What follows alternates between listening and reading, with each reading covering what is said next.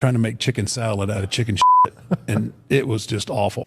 I've turned chicken salad into chicken shit. I will continue to do so. Making chicken salad out of chicken shit. Make chicken salad out of chicken shit. People is as people does, that's all there is to it. Put a square peg in a round hole, just never seems to fit. This is Bianca Belair. Hey, this is Kevin Owens. Hey, it's Seth freaking Rollins. It is the man, Becky Lynch. It's Rhea Ripley here, and you're listening to Wrestle Radio Australia.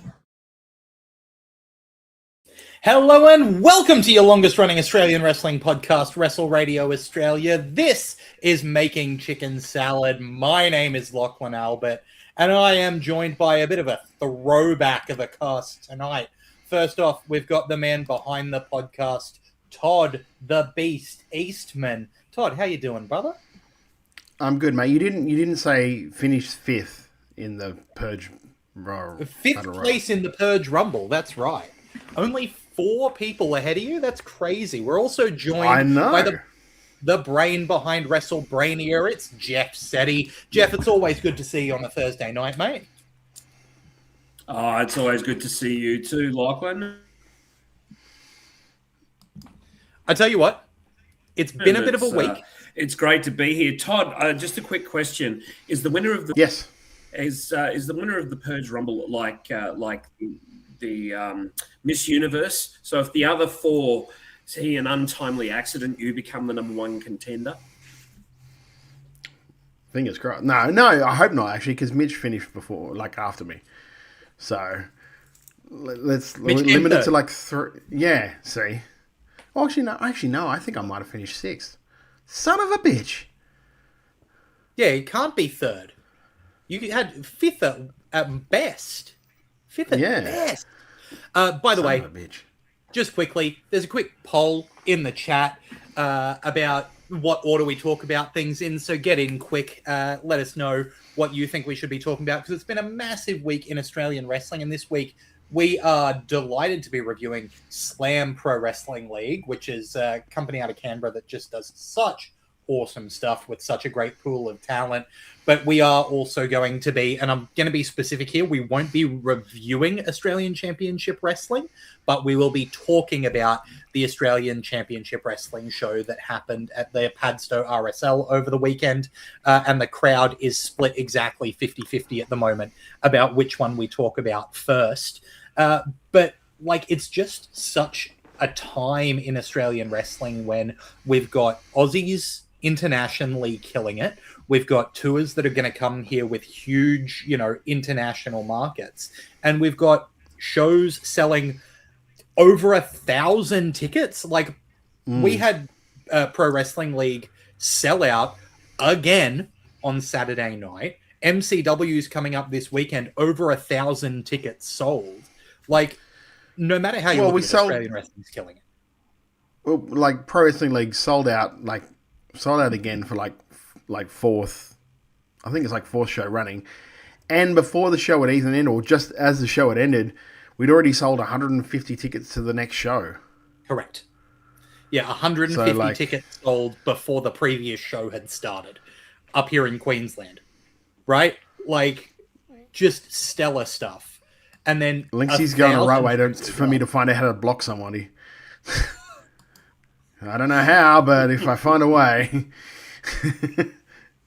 So look, at the moment, the chat is suggesting that maybe we talk about Slam first, so that's the way we're leaning. But let's quickly talk about Pro Wrestling League. Obviously, I'll say that I would expect The Purge will probably have a review coming up in the next few weeks when that show goes online, because I'm sure it will be, as always, free on YouTube, so you can check that one out.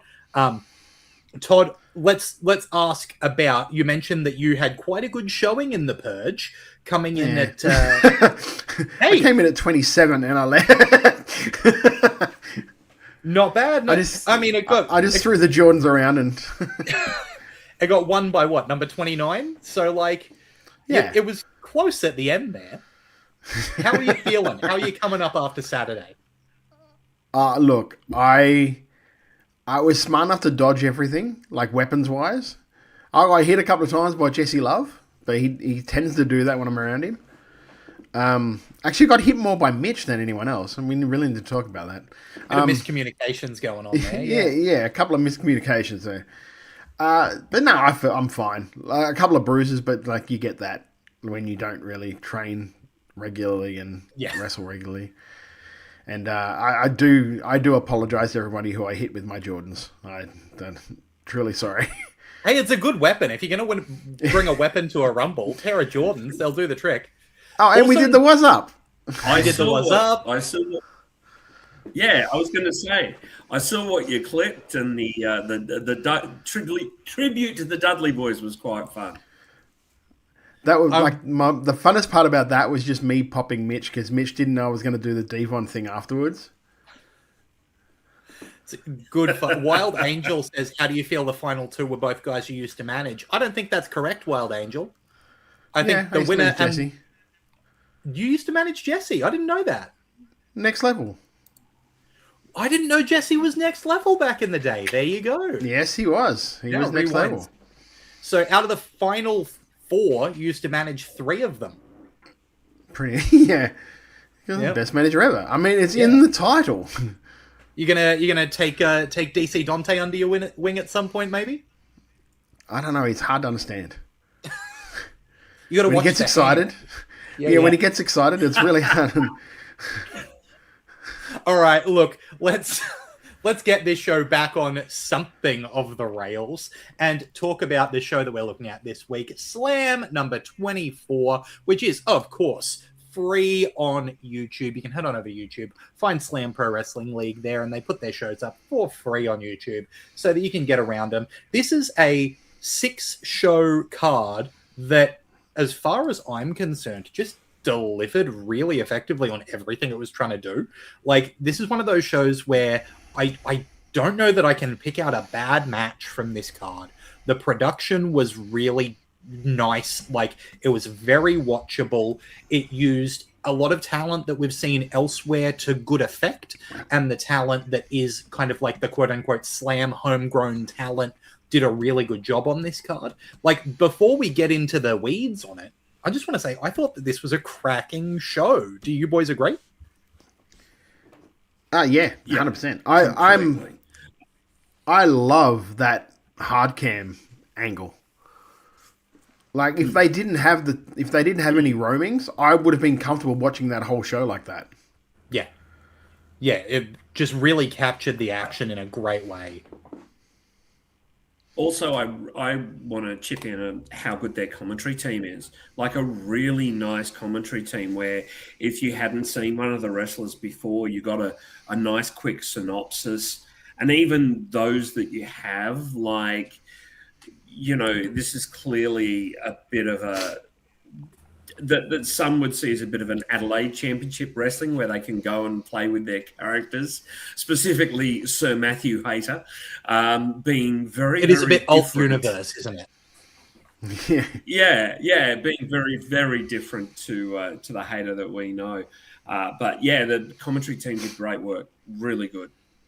Yeah. Overall, like, even before we get into the review, if you didn't get a chance... If you haven't seen Slam before... Like, this is a promotion to watch because it's enjoyable top to bottom.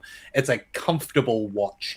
And for a show that was about 2 hours long, it's wrestling the whole time.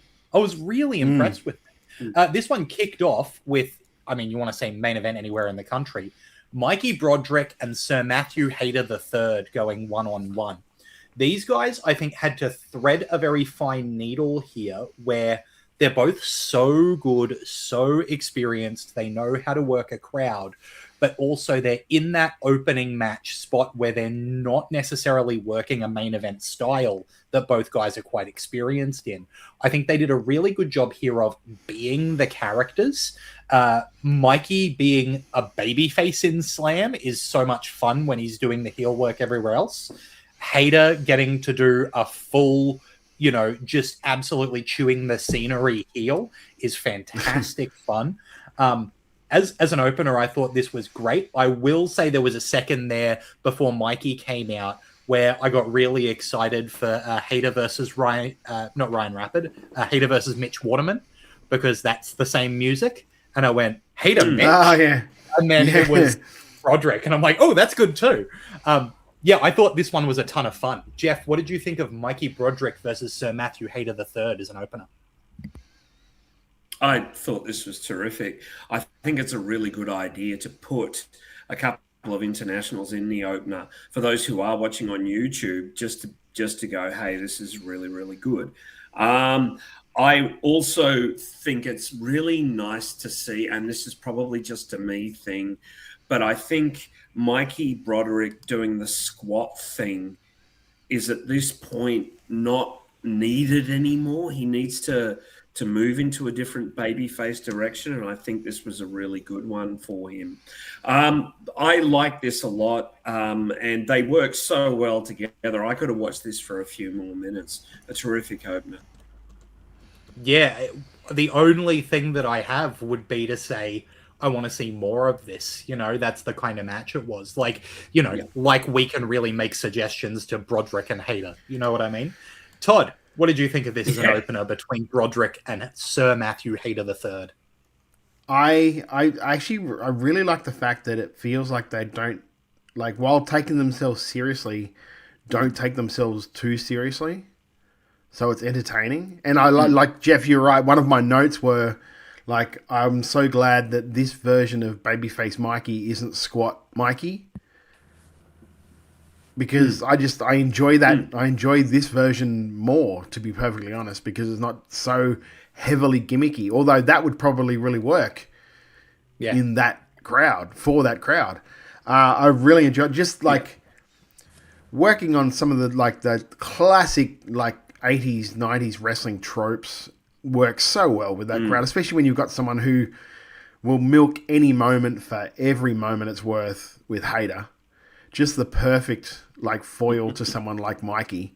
So very good. I enjoyed this opener. I thought it was a perfect the perfect opener for one of these type shows. And like, just again, like I talked about off the top, just shot really well as well. So they try and I feel like even the way the referees are dressed and everything, they try and make it as much as the old WWF you would have watched as a kid as possible, and that really works because it brings out that nostalgia feel to you. So you're ready for this, ready for it. You're ready to be entertained. And I think you're especially right with Broderick in this babyface role at the start of a show where he feels like, you know, not to make a direct Hogan comparison, but he's a big, muscular, handsome, popular guy who's a good wrestler who you want to win over this like gimmicky, very arch evil bad guy. Like it's a classic for a reason. I think that this is just great stuff. Like Hater's like 2 steps away from doing this all the time. Yeah, exactly. You know what I mean? My liege, he means you harm. Excellent. Didn't he cackle at some point? Didn't he actually let out a cackle? Like an evil laugh or something? I think he did. Yeah, and that's really got to kind of be like almost freeing for someone. So like if you're always staying in this certain like the certain like Matt Hater character, for him to be able to go out in front of these crowds and just be a totally different guy, even though he's still like Matt Hater, it must be so freeing for him and just like a change of pace that refreshes him when he does it. So yeah, I really love this opened. It's the same as when we talk about the Heat version of Matthew Hater, right? That he's got that like, let's just make it as big as possible. Let's go. And Hater's just a great main eventer, obviously. Like we're seeing that with the MCW build at the moment. But I think this was a perfect show of he can be that little bit sillier and totally land it. Moving on to the first title match of the show, the Slam Women's title on the line, with the champion Mosh Pit Bunny defending against Jay Cassidy. And I've talked a lot about when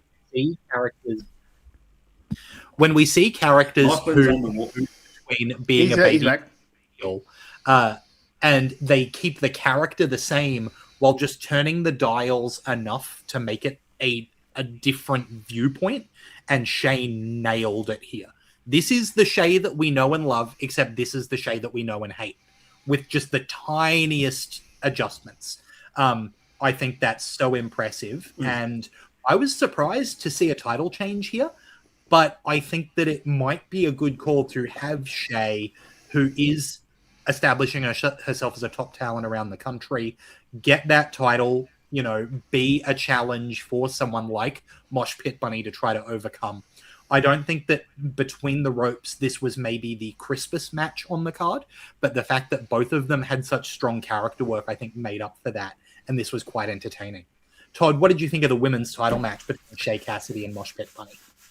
Yeah, I was about to say, like, I know Mosh Pit is very young in her career, and like you can see the greenness, but you can also see there's a ton of potential. Oh yeah, in her, like a ton of potential. Considering, like, I think she's been around maybe 1-2 years, maybe. Something. So you can see a ton of potential, and you also see the growth in Shay, where you know she could like bring this girl along in the match and work really well, work to her strengths, and not expose her weaknesses, which is something that maybe Shay couldn't have done a year and a half ago. Especially considering because Shay has not been doing it all that long herself, right?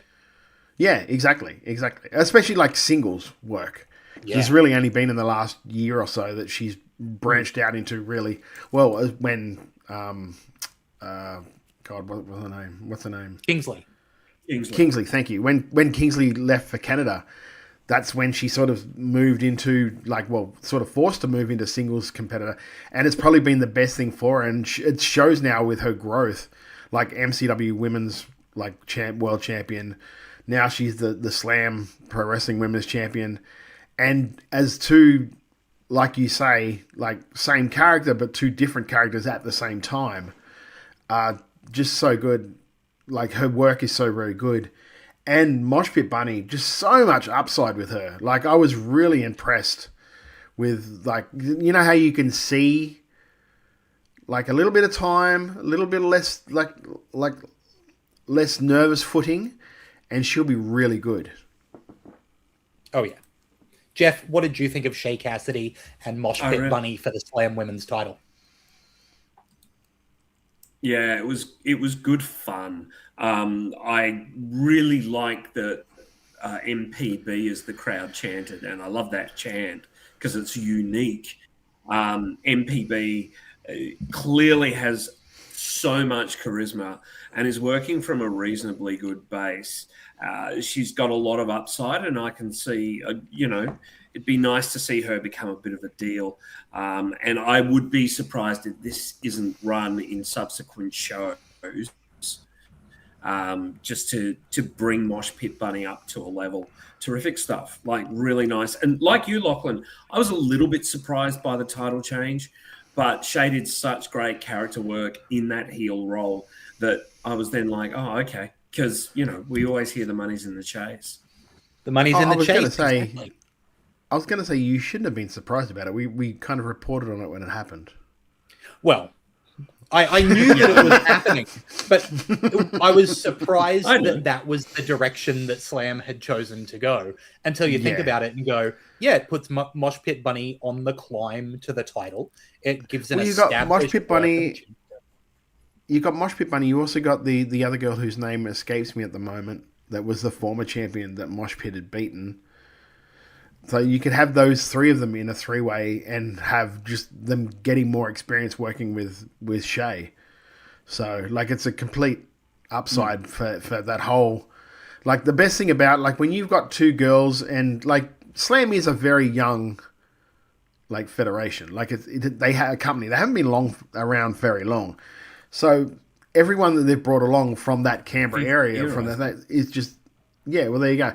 But everyone that they're bringing along is still very young. So you need, and I mean young in their careers, so you need those, like the veteran people to come in and sort of work with them to get them up to speed. That's why, well, I say up to speed, but just get them seasoned. Yeah. So that's why you bring these girls in like that. You bring Jess Troy in, you bring Shea in. All of these people just help them immensely. I was saying that, like, it felt like the Mosh Pit Bunny reign was quite short, but so was the Maya Maddox run before that. They were actually exactly the same length by what I'm looking at. So if you take in that, the title has moved around a bit since Rita Stone had that dominant reign, I think it's a good idea to, get a few more reigns on that title, and then you've got kind of the fight up to the championship. Also, quick shout out to Fyrax, who messaged me personally to say that they love that the Slam Women's title tells you exactly what you have to do to earn the title. Slam Women. I think that's a lot. So, good fun with that one. Moving on, a singles match. Go on, Jeff. On that. I was going to say, on that, Lachlan... before you move on, please. If a title changes hands regularly, it makes you want to go to the show more. Not necessarily one title, but a title, because otherwise things get a bit stale and predictable. Yeah, you don't want it to be every title is just held forever. You want to feel like if you go to a show, the title might change hands. So moving on to a singles match here, Kai Drake, who... I think it's fair to say we've been fans of for some time. Coming out for a match with Skull. And as somebody who's not super familiar with Skull, I'm going to say that when he came out, I thought I knew what we were getting. I've seen big, heavyset guys with a Viking gimmick before, and often they no-sell a few moves, hit some power moves, walk away with the win, wipe your hands, you're done with it. And so I had the thought in my head, this is going to be a bit of a waste of Kai Drake feeding him to a big dude who's going to no-sell. And I couldn't have been more wrong. I think this was my match of the night because these two beat each other to a pulp and I couldn't get enough of it. I was blown away by how hard-hitting this was. Kai Drake and Skull absolutely killed it here. Jeff, what did you think of this match between Drake and Skull? This was, I agree with you, Lachlan. This was terrific. I really, really like the way Skull moves. He's got this really nice ability to move and move quickly. You're right, he's deceptive in that role, but there is a quickness and a suddenness to everything he does. He looks great. The gimmick suits him. It suits his look. It suits his physique. And, you know, he's in there against Kai Drake. Kai's wonderful. Really, really good to watch Kai Drake in a match. I was happy that Skull won this because, again, you can get into the habit of just going for the names. But because they kind of went, no, we want to put... Kai loses nothing by losing this. He can be back in Canberra in a month getting huge cheers. But Skull's ascendancy is kind of nice. But I'll jump on that. There is a version of this match where Kai loses a lot by losing to Skull. And that wasn't the match we got. Bloody DJ nails it, saying, I loved this match. Skull made me believe Kai Drake was a beast. That's exactly what it was. That it wasn't, the one person demolishes the other. These guys were both so vicious and tough and unrelenting that it just was them hammering into each other until one guy came out on top. And on this night, it was Skull. Todd, what did you think of this match between Skull and Kai Drake? Yeah, I had like one note. It was like big meaty man versus medium-sized meaty man bumping meat. Because that's what it was. You can't call like Kai a big meaty man, but it was such a nice. It felt like a throwback match, if you know what I mean. Like two guys just getting in there and like for someone like me who like honestly, I watch a lot of old WCW or NWA, WCW like shows. So like watching that just reminded me of stuff like Terry Funk and like Stan Hansen and those guys just going out there and beating the ever-loving shit out of each other. And it kind of felt like they gave each other permission to do that, if that makes sense. Yeah. 100%. And I love that they just went all... There was no real hesitation with any of it, which is I really dug. I thought it was great.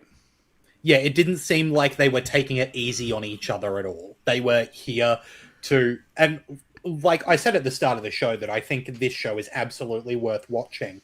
But the fact that you can have a match like this that I would look at and I would go, you know, written down, and go, Skull and Kai Drake, okay. And then I watch it and it just delivers in spades like this. I was so happy with this match. And moving on to another match that I thought was absolutely excellent fun. The Slam Tag Team title. But by the way, I would love to have criticism of this stuff and say, oh, it could have done this, it should have done that. No, I thought it was fantastic. Yeah. Right? After this, the Slam Tag Team titles on the line. And the champions, Bronson United, the team of Robbie Thorpe and Vinnie Bronson, managed to defeat Hope and Beauty, the team of Hugh Beauty and Luke Watts. I've been at the front of all of these, so I'll pass it along. Todd, what did you think of Bronson United versus Hope and Beauty for the tag titles? Again, such a good, like the whole show feels like a throwback show. And you know, that's what I really like about it, the style. I love the style. Like these two teams came out. I'm like, okay, this is like classic tag team stuff. I'm gonna see all the tropes that I want to see in a tag team match, and I did. I thought it was so good. Like Bronson United, just the whole like playing up in the World Cup, it's coming home. The whole it is good to see like Robbie sort of like not taking a step back, but just taking a diversion into like the tag team version of him, which is, it's so good. He's such a good worker. He impresses me more and more every time I see him. And saying that, being that he is the MCW World Champion, to say that he still impresses me every time I see him by doing something different and like changing something up, is just a testament to his growth. And Yeah, just the fact that like it's called Bronson United, so Robbie sort of knows I'm not the star of this, like Vinnie Bronson is. So I'm gonna play the backup to Vinny, and like even though they don't say it to each other or it's not really expressly said, you can see it. Yes, Jeff. I was going to say I've got the same note. It's great that Robbie's doing this specifically because he's playing into a comedic side of him, whereas at MCW, while he's very funny, he's got to be a bit more serious about it all. But in this, he's subservient, but he's also hilariously funny, like really, really good. I like so much about the unit of Bronson United, just terrific. And Luke Watts is a great act. He's been around for a long time, and to the tag team between he and Hugh Beauty just offers so much. I love this. I thought this was a terrific match. Also, like the fact that I like the fact that they're like it's called Hope and Beauty and all that, but like Luke went and got gear to match Hugh's gear, and it just. It just helps you so much as a viewer to go, okay, well, they're a team. Those two came out in the same sort of tracksuit. They're a team. Like, it's so easy to, it's such an easy story to tell when you do those other little things as well. And I thought, like, as a match, I thought it was really good too, because they did those things where you didn't know that they were going to lose, they were going to win that match. For a second, I thought, they're going to do a title swap here. Yeah. Yeah, and genuinely, like, making it unsure of which way it's going to go. Macho Man Andy Savage's criticism didn't love the ring announcer's jacket a week after Origin. Nah, the maroon was beautiful. And Bloody DJ says, I'll never get sick of seeing Hugh Beauty's cricket gimmick. That's as Australian as anything.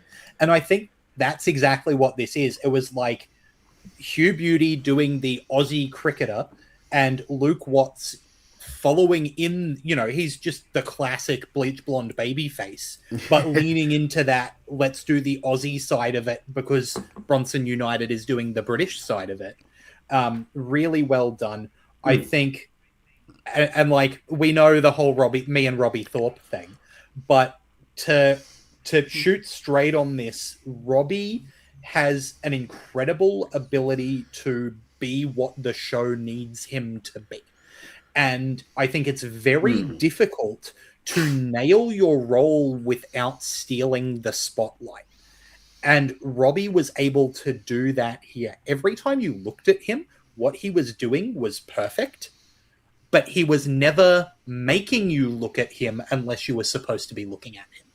And getting that balance right is not easy. He delivered here. I thought Vinny was awesome fun.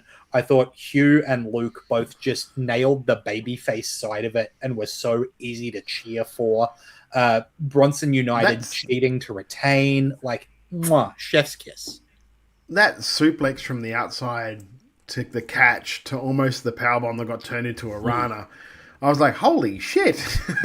That was so good. Yeah. This is, and again, like, I can see why this was Jeff's match of the night. Yeah, I also think that, the four of them just had such good rhythm and chemistry. And yeah, sure, they practiced some spots and the suplex into the Rana, into the, highly contrived, but so entertaining. And, yeah, you're right, Todd. It's an 80s throwback. This is great stuff. This is such good stuff. And Bronson United have got that Heart Foundation, big man, little man thing down pat. Loved it. Just loved it. I also think structurally this was such a good way to cap off a first half and then go into a second half that was tighter in terms of number of matches to get to the big cap on top. Like, just card construction here, stellar. Right? I'm so impressed with this show.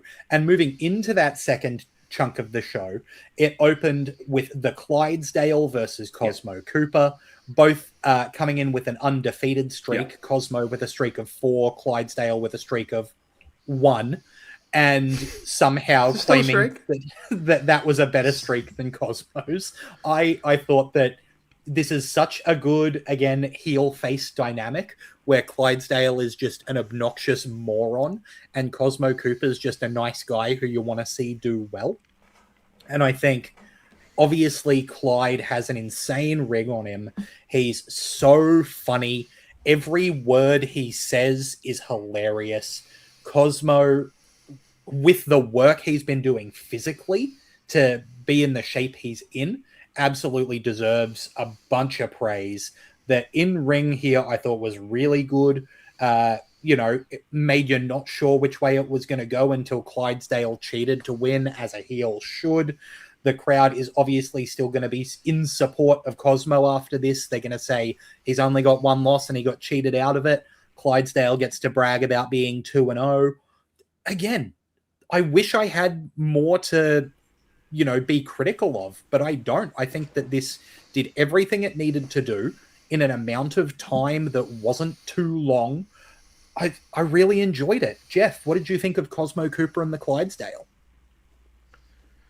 I loved it. I mean, go figure the Clyde would be over here. Like, of course, the guy's going to get over like Rover at Slam Wrestling. Look at the company it is. He is, and I'm sure that this will be taken in the spirit it's intended. His improvement in ring is noticeable now. Like, he was a bit clunky in his first few matches, but he's really coming along. And working with someone like Cosmo Cooper is a win-win for both of them, because Clyde can do some of his crazy shit as a character, and Cosmo's just a phenom. He's just so damn good. I love this match, and I think it was a perfect match for a viewing audience, even though there was the break for the live crowd, because it's a drink of water between two harder-edged matches and more serious matches. Loved it. Absolutely loved it. Clyde is great. Fully agree. Todd, Clydesdale versus Cosmo Cooper. What did you reckon? Yeah, the best thing about this is Clydesdale can still do the gimmick he's doing, but it's taken the way it's supposed to be taken here. Like, the crowd don't cheer him. They viciously boo him. Whereas in MCW, they're kind of starting to get behind him, because he's just so friggin' entertaining. The whole Porchetta and like the Red Hot Dale, and like they kind of, because it's a more like quote unquote smarky crowd in Melbourne. They just are. Whereas like it feels like the Slam crowd know what the deal is. They know their role. They're like, we're gonna cheer the baby faces, we're gonna boo the heels. Bloody DJ nailed it, saying the crowd reacted perfectly to this finish as well. Yeah, exactly. And like Cosmo, such a good babyface, such a very good fighting from underneath babyface when he has to be. Like you said, Jeff, like Clydesdale has gotten a lot. Like, there was a while there that his charisma and his character was carrying the gimmick, if that makes sense. And his wrestling is now like speedily catching up to that. Very quick. Yeah. Again, like the whole, like you said it, it's hard to pick bad things when there's not really that many bad things on this card. Like it's a very easy card to watch, easy show to watch. And it would be remiss of me not to mention how nice it was that the advertising was not overriding the wrestling. So each match was sponsored by something or another, but it was introduced. There was a slide on the video. They moved on. It was great. The country, because which has a fragrance of awesome adventure. The nation welcomes you.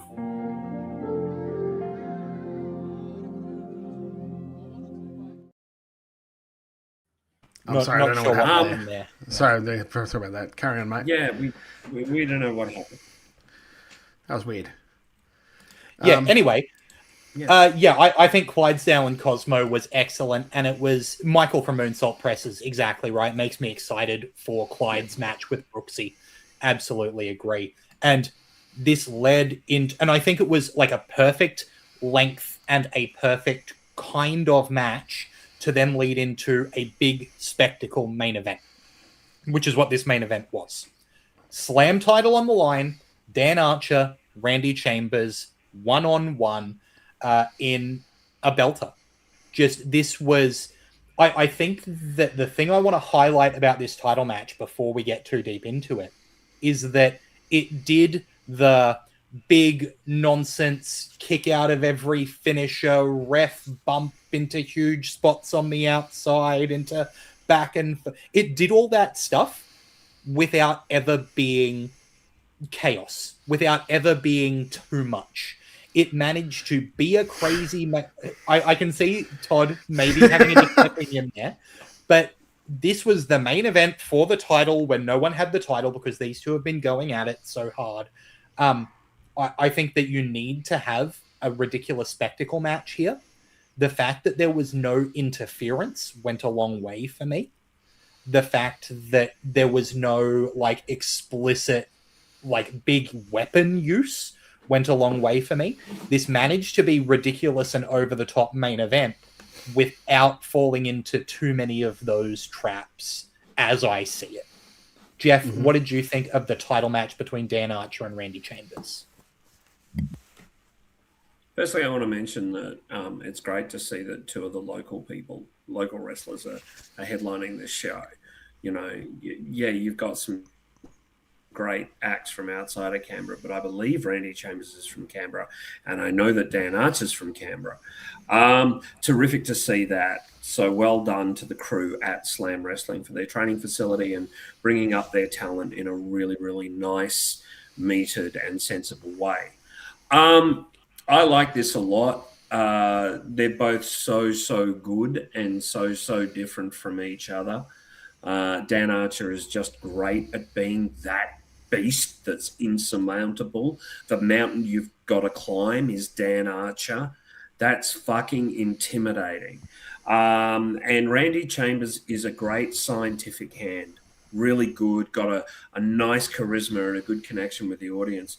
I enjoyed this thoroughly and was not surprised by any of the kickouts, etc., because, again, it's 1980s WWF. You know, it really is.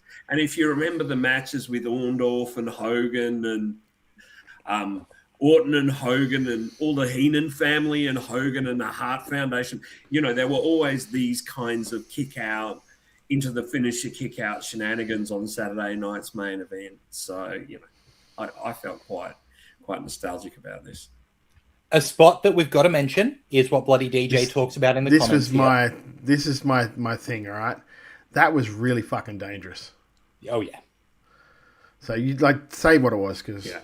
So effectively the spot was that there was a ref bump, ref went down, two staff came out to carry the ref to the back, and as they were doing that, when they got to the ramp, Archer had Randy on the top rope, seated on the top rope in a powerbomb position, and then powerbombed him to the floor, in theory, onto the ref and the two guys that were helping the ref out.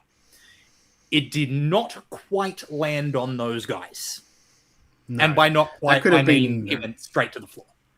Yeah, that could have been a really bad outcome, to be honest with you. If you're going to do something like that especially where Randy essentially can't see where he's going. So it is a huge leap of faith for him. And really, if he's flying in the air, he doesn't know where. A lot of times, if you're flying forward, you can kind of try and move yourself in midair to mitigate certain things. He had no idea where he was going, and he was just kind of hoping that those guys were going to catch him. If you're going to do that, I would have liked to have been another 2 or 3 guys out there, to be perfectly honest with you. Just more bodies you can get under it. But that was scary. That was scary. When you said nothing too crazy, I'm like, that was pretty freaking crazy. Match itself wouldn't have been as crazy if it got caught. But no, true. But if my Nana had pedals, she'd be a bike. It's these things don't you know what I mean? It just you just gotta. it was one of those things. I'm just like, wow, that's just. I wouldn't have done that. And if I was there in the match, I would have been like, how about we don't do that? Match itself, aside from that one spot, that was really good. Like, Dan Archer is a great heel. He is a great worker, great heel. Because I haven't watched a ton of Slam, I had never seen Randy Chambers before, and I was thoroughly impressed. Thoroughly impressed about. He's that. a worker. So, yeah, it was really good. I was like, about halfway through it, I'm just like, I really hope I get to see him in other places. Because I know PWA is hard to crack, but like a Newey Pro or like something like that, he'd do really well in those type of places. So yeah, I hope he gets out and about more, not because like I hope he gets away from Slam, just because I'd like to see more and more environments, because you grow more as a worker when you get to do that sort of stuff. To jump on that, we on this show, we normally review 4 or 5 shows a month in Australian wrestling, right? From across different states. And there are people on this card where I don't know if we've gone 3 weeks without reviewing a match of theirs. The Haters and the Shea Cassidys and the Robbie Thorpes and the Mikey Brodricks and the Clydesdales, we're talking about their matches all the time, right?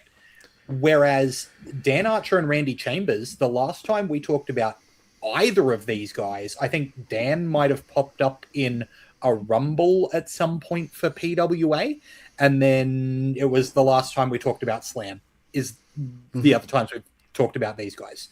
The fact that we're not talking about Dan Archer once a month feels crazy to me, that we're not, struggling to avoid his matches. Randy Chambers is another guy where we should be talking about him all the time. Obviously, I want to review more Slam to see guys like this, but it's a shock to me that we're not seeing them in other promotions consistently because of the level of work that they're able to put on here. That one spot out of the way, everything else they did here was really expertly done. The story got told, really clear heel babyface stuff that the crowd was behind because they deliver on their roles. Like, in terms of a main event, there's not a whole lot more you can ask for, I think. Well, I mean, look, there's still a spot in the Ballroom Brawl. I don't know. Like, no one's saying who that spot's for, but if there's Dan only Archer 20 spots, out, brother. yeah, but there's still one that's a question mark. And if Dan Archer walks out, you wouldn't be shocked. You kind of go, it'd fit. Yeah, I can see that. Yeah, the dude is he is a more than decent size, great move, great movement, a good look. Knows his character, knows his in ring. Really, really good worker. I hope to see more of him. Yeah, I'll quickly talk about the post-match on here. Dan Archer getting the title, his reign being reinstated, obviously, with the Dan Archer, Randy Chambers. It was unclear who was the champion, so it was taken off both of them. And so officially his reign has continued through now that he's won this, which I think is a really nice heel touch of, no, the babyface never had it. I've had it the whole time. That's the touch that I love. And then after the match, it gets addressed that the Slam Board of Directors has said Dan won't be defending the title next show because he has an unsanctioned match, and then Crofty came out. I like the little bit of business they did where Dan and Crofty shook hands. Crofty turned around. Dan spat at him. So Crofty turned back and just lariated the tar out of Dan Archer. Love that. That's a really good way to go. This guy's a good guy, but he's not going to take any garbage, and he's going to demolish Archer. There is one thing. Sorry, before you go there, because it just sparked my memory. There is one thing I would kind of like. I hope doesn't catch on, but I know it probably will. But because of Bron Breakker doing that whole spear thing where he runs off the ropes 500 times before he hits somebody, I kind of hope, because it happened in the main event as well. He did it about 5 or 6 times where he hit the lariat. I get it, but it's just, I kind of feel like that's one of those things where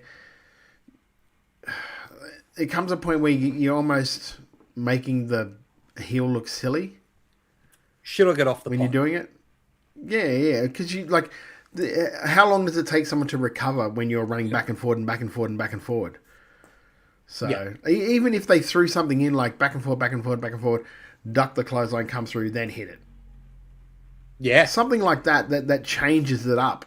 But the fact that the guy's just got to watch him go back and forward, back and forward, back and forward, back and forward, you're like, man, like you think the guy might get the clue that something might happen and just jump out of the way. I agree. Coming back to sorry, Jeff, go on.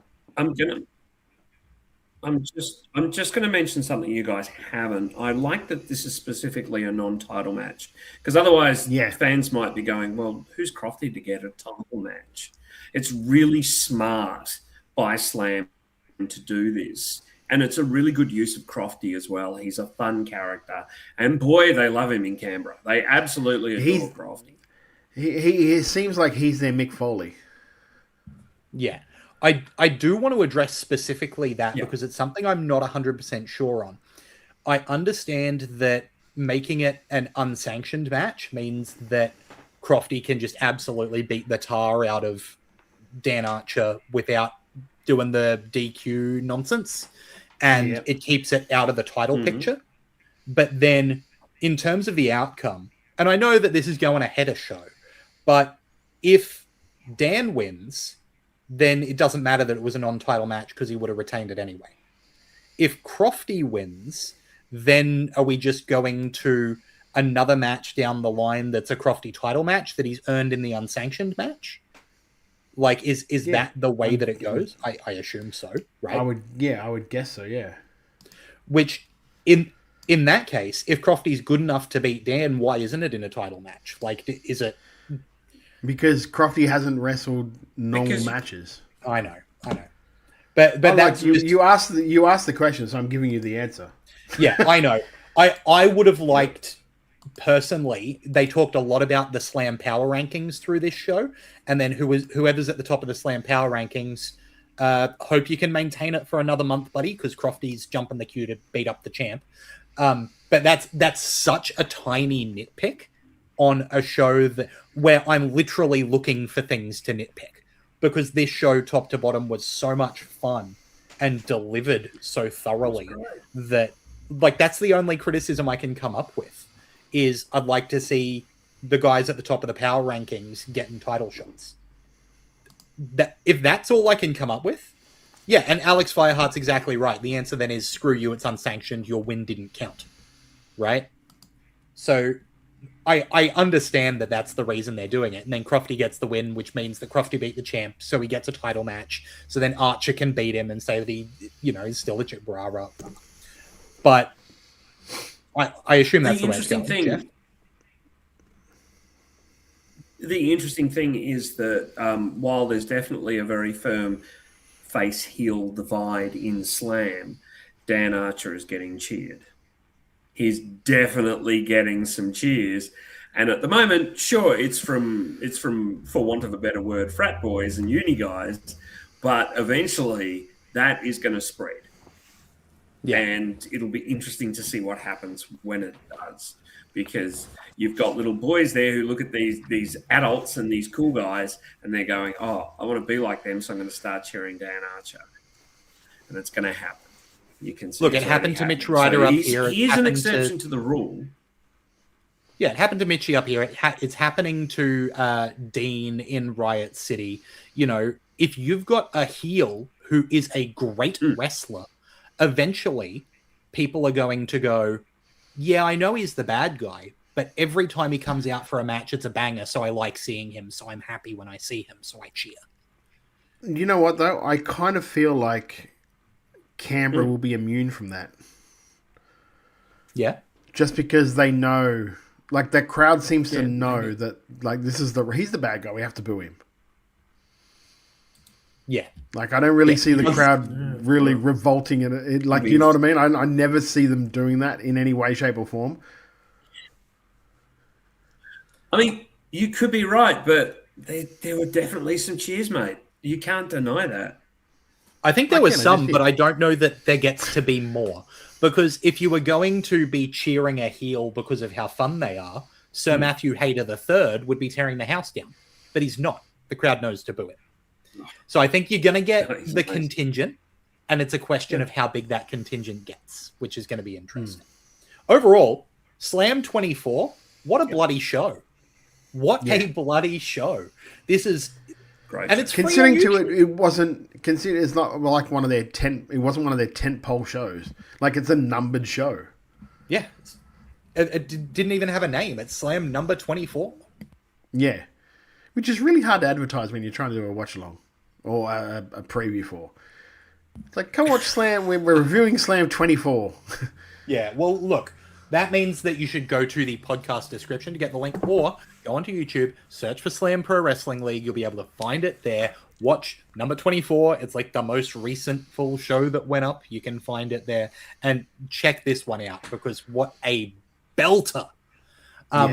Yeah. So like such an easy watch. Such an easy watch. Like I said, I keep raving about it, but the hard cam is just so, it can be such a tricky thing to get right. And like they have it right, because that was such a good, just an easy 2 hours to sit down and watch a show. You're not going to get bored. There's no really no overly 15-minute promos. It's just like entertainment. Really, really good. Bloody DJ points out, literally, some shows I can only tell by if a wrestler high-fives the crowd or not. Then you go, okay, that's the bad guy. Okay, that's the good guy. Not here. That's not this show. No. This is a show where you watch it, you see the characters, they're larger than life. It's like watching 80s wrestling. It's an absolute delight. Alex Fireheart nails it with, come on and Slam number 24, and welcome to the Jam number 24. It was so much fun. I didn't know how you were going to read that. I really didn't know. Yeah. Can't unsee that. That was really entertaining for our podcast listeners. I'll also say that I think it was really great to watch a show that I liked so much, because the other show that we've got to talk about this week, that may not necessarily be the case, right? Hard pivot. Slam was really, really good. Australian Championship Wrestling. I'm trying to be a little bit careful here. You find yourself one with the earth, the water, and the wind. Here, nature reveals itself. Feel the rhythm of this living, breathing world. Be one with nature.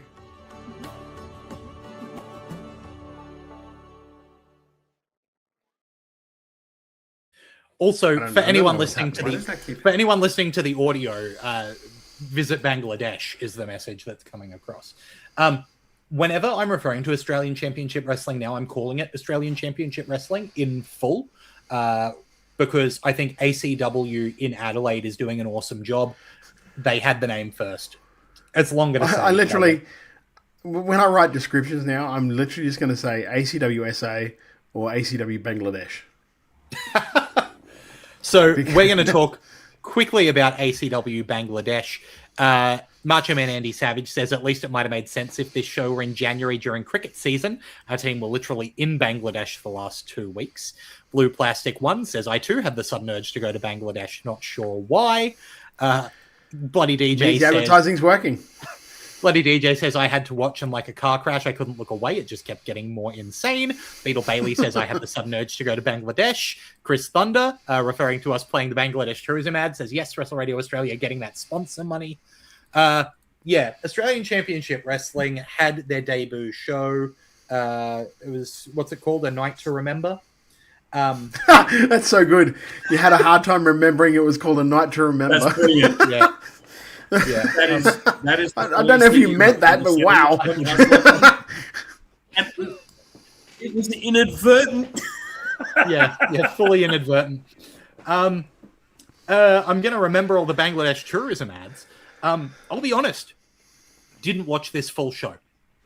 Not going to spend all that time on it, because from the stuff that I have seen, and from the way a lot of people talk about this show, maybe it was a night better left forgotten in a lot of ways.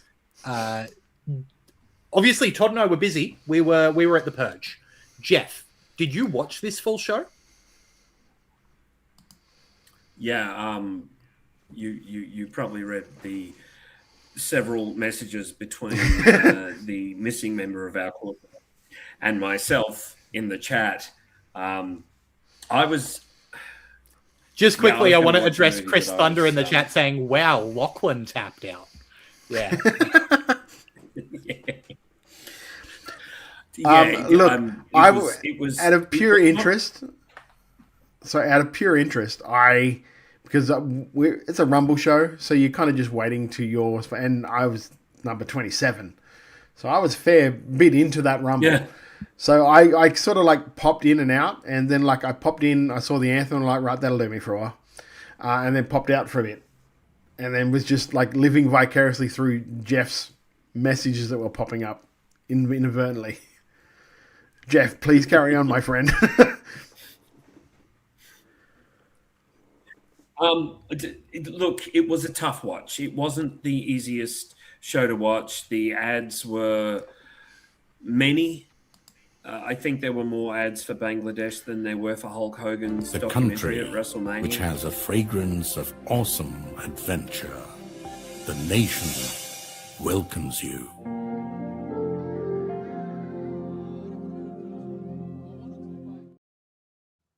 Stop saying ads. And I think that's don't what know it why is. that keeps If we say happening. that. Saying all of... Oh, all right. Saying all of that,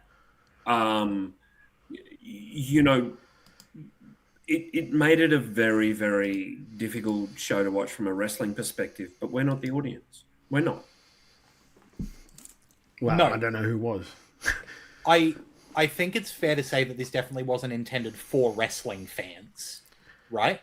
This was, and from some of the marketing work we've seen from Australian Championship Wrestling, they are really pushing the fact that a lot of the people here were their first time at a wrestling show, and that this is trying to get wrestling to a different audience, right? I think that even the matches that were good workers working reasonably hard didn't put them in the best light possible, right? Let's address, I think, the big one that we all said, well, at least that'll be good, was Matt Hayter and Adam Brooks. And that match ended up being a triple threat with Keegan Brettle, who ended up winning every title that was on the show. Right? So even the spots where you're like, well, you can't mess up that match, became not that match. The Future Shock AU in the chat says, I watch those ads more than all of you. I feel like a trip to Bangladesh is in my future. They're asking over $300 just for brakes and rotors. Mate, just use online auto parts. G'day, how you going? Need some brakes for the ute out there? Here you go. This is way cheaper. For the auto parts store that comes to you, check out Online Auto Parts. Huge stock at the right price, delivered nationwide. Oh, cute dog. Okay, we can't say ads anymore. It summons them. No, that's what, yeah. Big Linksy says the crowd was confused the whole show. Bloody DJ says, no, the crowd was silent for all the entrances, and Carlito had 3 people who knew who he was. Tough crowd. Bloody DJ also says 2 squashes in one show. What are they smoking? I think that there are some parts of that are natural for a first show for a promotion, right? Squash matches are a good way to establish big name talent by going, yeah, look, this guy can destroy the competition without much effort. At the same time, if your product is being advertised as a revolution for Australian wrestling, and then we get a show that is predominantly not wrestling, there was very little ring time on this card compared to other content. I'm not saying anything that's going to interrupt the podcast. Smart. Yeah. And then on top of that, the wrestling being, I'm going to use the word inconsistent, right? Again, I think there was a lot of it that wasn't necessarily bad, but I don't know that it's wrestling that I'm thrilled that people are having their first exposure to wrestling being the matches on this card. I don't think these are the matches that get people to become diehard wrestling fans, especially if they've spent $1,000 for the privilege of being in this building. I think we'll address kind of the future of Australian Championship Wrestling in a second, because it gets murkier from here. But like organization-wise, I want to throw to Todd for a little bit, someone who's been involved with putting together shows, right? From a show construction standpoint, can you give some feedback on Australian Championship Wrestling's A Night to Remember? Well, I'm gonna just read you my notes after watching the show, because like I just wanted to write them down, so I got them out, and then because stuff gets forgotten and lost and sort of stuff like that. So like my first one was like the anthem, and look, it's kind of hard to tell if she didn't have an earpiece in, so she couldn't hear the music properly, because that will throw off a singer at the best of times. Because aside from that, it was like she couldn't, like, she wouldn't have been able to hold a note if it had a handle. Like, it was like, and for a national anthem, that's not cool.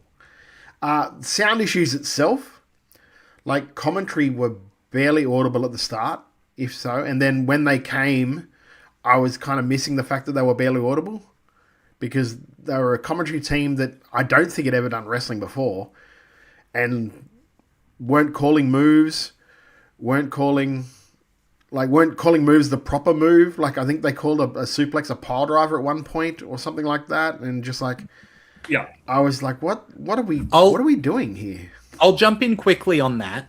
It's worth noting that, you know, some of those things are difficult. I had a conversation with someone the other night that I always call satellite DDTs tilt-a-whirl DDT. Like, I get it wrong every time, right?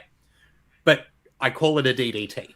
And there's sometimes Yeah. foundational stuff you've got to get right. Yeah.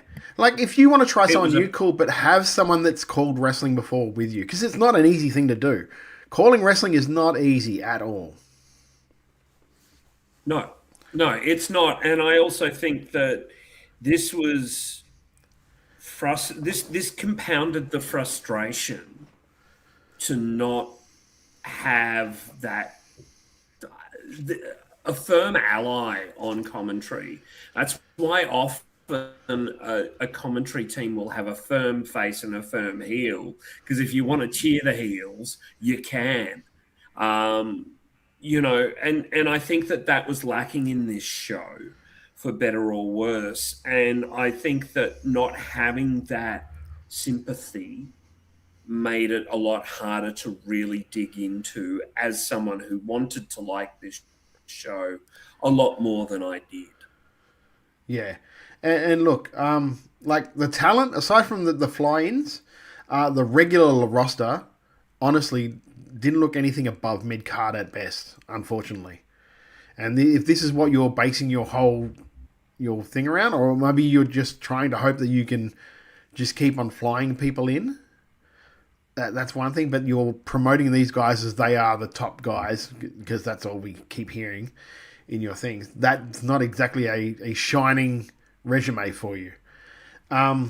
Also, I don't know why you take the most criticized part of the WWE and use it, and that is the continual use of advertisements. I don't know why if you interrupts. Thank you. The biggest thing you hear all the time about that is like, oh, I don't mind watching the show, but you got to sit through 15 to 20 minutes of stuff before a show, mate. So why would you take that and go, that sounds like a great idea, I'm going to use that? No idea why. Also, I don't have a clue in the whole wild world of Russo booking what that creative show was, because there was no real creative direction in it. You use titles that don't belong to you, and you put them all on one guy for no apparent reason. There was no real reasoning behind it. It was... And then you fly in internationally in Carlito, who looked less happy to be there than I was to be watching it. And the fact that he wrestled wearing a Superman compression shirt means he didn't even give a shit about the show. He was there for the payday. But then on top of that, to fly in an international and not advertise that you have an international name. I'll defend that. I'll defend that because like they wanted a big splash. They wanted to make a big, hey, it's Lex Luger showing up at Nitro sort of shit. Do you know what I mean? He wanted that, and that's from everything I've heard about Hassan. That's kind of like he just wants to do stuff that he likes, which like it's his money at the end of the day. My biggest issue though is that like I've heard from numerous people after this show that had talked to him is that he wants his company, because he thinks that there is a perception online that they're all heels, that he wants the whole company to be a heel company, which makes absolutely no sense from a company perspective. Like, you wonder why, he wonders why people were so critical of the show when all he's done for the last 6 to 7 months is talk about how they're going to be the market leader, how they were going to be the best, how they were going to do that. And then you delivered this off the top. You weren't even like, if you were smart, you would have just fucking recorded that show.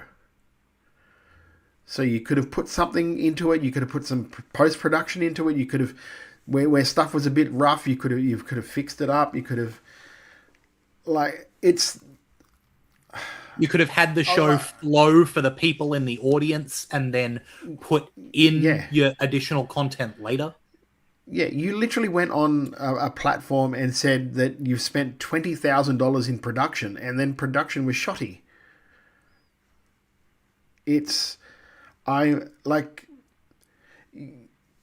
very new in the industry, and so I don't think he realizes the fact that, like, most everybody, even though we say, hey, I personally think that Pro Wrestling League's one of the best companies in the country. And I will say that. But, like, I don't know if you noticed when I say that, I don't say it like it is a full stop, we are the best, no one else compares to us.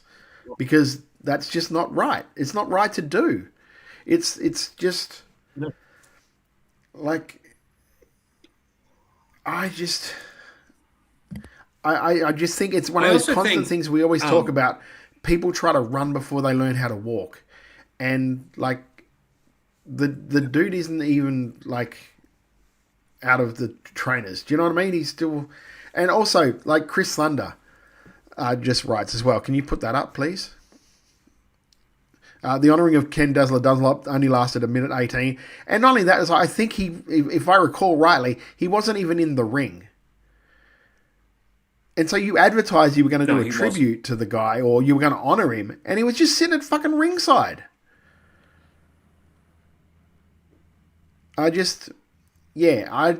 lot of things that, like, there are a lot of things that you could be doing right. You seem to have the resources to be able to do all of this stuff, and you don't seem to want to. You don't want to do it because you're quite happy with what you think that your company is going to be and what it is, and you're doing everything wrong at the moment, unfortunately. And I really hope you take this in the spirit it's intended, because I want you to get better. I want it to be better. I want it to be a place where people can make good money, perform in front of people, and it be a good product. And that's honestly where I'm coming from. I don't want you to close down. I just want you to get better.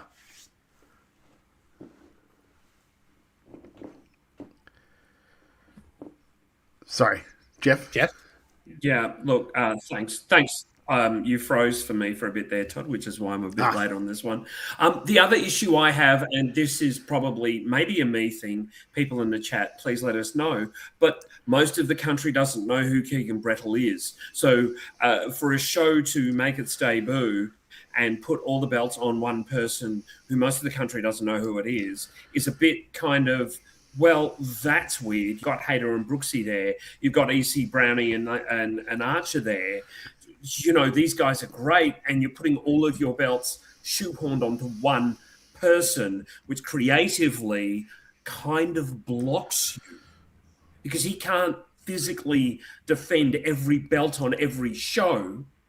Well, So they're not it's even his belts, like, though. They're not cack-handed Hassan's booking in belts. many- If it's still the thing, they're still not Hassan's belts. It's ridiculous. Macho Man Andy Savage in the chat has said, so words of Macho Man here, flying in two beloved interstate guys to be shit on by their own mediocre guy for a mediocre storyline is a hell of a way to attract people to a Melbourne show. On top of that, Michael from Moonsault Press mentions Mayhem Pro did a great job of showing respect to George Julio last weekend. It's not that complicated. Bloody DJ says they are calling the 3-belt guy the top babyface in the country. Are they taking the piss? Wild Angel mentions burying RCW and the old promoter in one of the most offensive promos I've ever seen was certainly a choice. These are a lot of comments from the chat. I'm going to be a little bit of peacemaker here, right? This show was not irredeemable.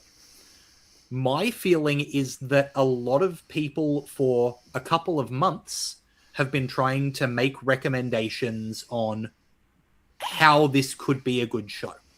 And I think a lot of that was ignored as straight criticism, being critical rather than being constructive, right? And I know that we have just said that a lot of stuff was bad. Again, I think it was. That's my opinion as a viewer who, honestly, in all fairness, didn't watch the whole show. I was going to say you didn't watch the show, so I was like... No, I didn't watch the whole show. But the reason that we're talking about it is because if this is going to be the company that Hassan wants it to be, that has an international viewership, that shows off Australian talent in the wrestling world, then we want it to be a show that lives up to the quality of wrestlers that we have in Australia. And A Night to Remember did not live up to that quality. Full stop. Hassan has addressed that. He has, or I should say the ACW page has addressed that, pointing a lot of the direction at production specifically. I will say that I don't know this for sure. I believe that was likely AI, what was written there. So I don't know how much of it is genuine feeling that things weren't up to scratch or if it was addressing stream issues quickly. But I think the problems run deeper than the stream. I think the problems are in the way this company is built and intends to go forward. And I really want Hassan to take on, and whoever else is involved, to take on board that with the resources that are being put into this show, it could be one of the best Australian wrestling shows there's ever been. Yeah. And it wasn't.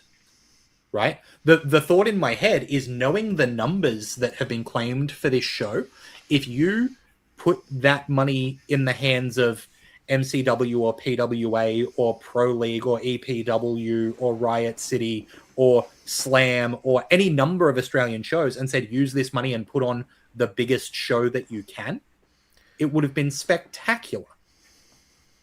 And instead, it was a show that people are joking about Bangladesh. Yeah. Right? Like that's when that's the biggest takeaway from the show. There's not anything that happened on the show except for the fact that the ads. That's not the best. It's a great sign if you're trying to sell that to to Bangladesh. Like, everyone's talking about you guys now. They're not really talking about the show, but they're talking about you. Yeah, like there is, like you said, there's so much, they put so much money into it. But I just don't think he's, I kind of feel like it's a thing where he knows better and he hasn't done it before. Yep. So he knows what he likes and he just figures that everyone will like that, where that's not what promoting and booking is. You need to know what the crowd likes and cater to that crowd, because that's the idea of it. And straight up, he's not doing that. He's doing what he wants, which is, like, again, his money, his prerogative, but still, I don't know how that works in a long-term kind of way. Jeff? And certainly, like, let's be honest, because possibly there were an overabundance of people who paid sponsorship money in that audience. They weren't wrestling fans, so it didn't have the environment or energy that most wrestling shows do. And there needs to be something done to cater for that, because you've got to remember that the Melbourne Pav is a huge building. Like MCW got 1,000 people there this weekend. Yeah. And also, and on that note too, comment here. We left in the interview. Go on, mate. Sorry, we left in the intermission. The atmosphere was not there.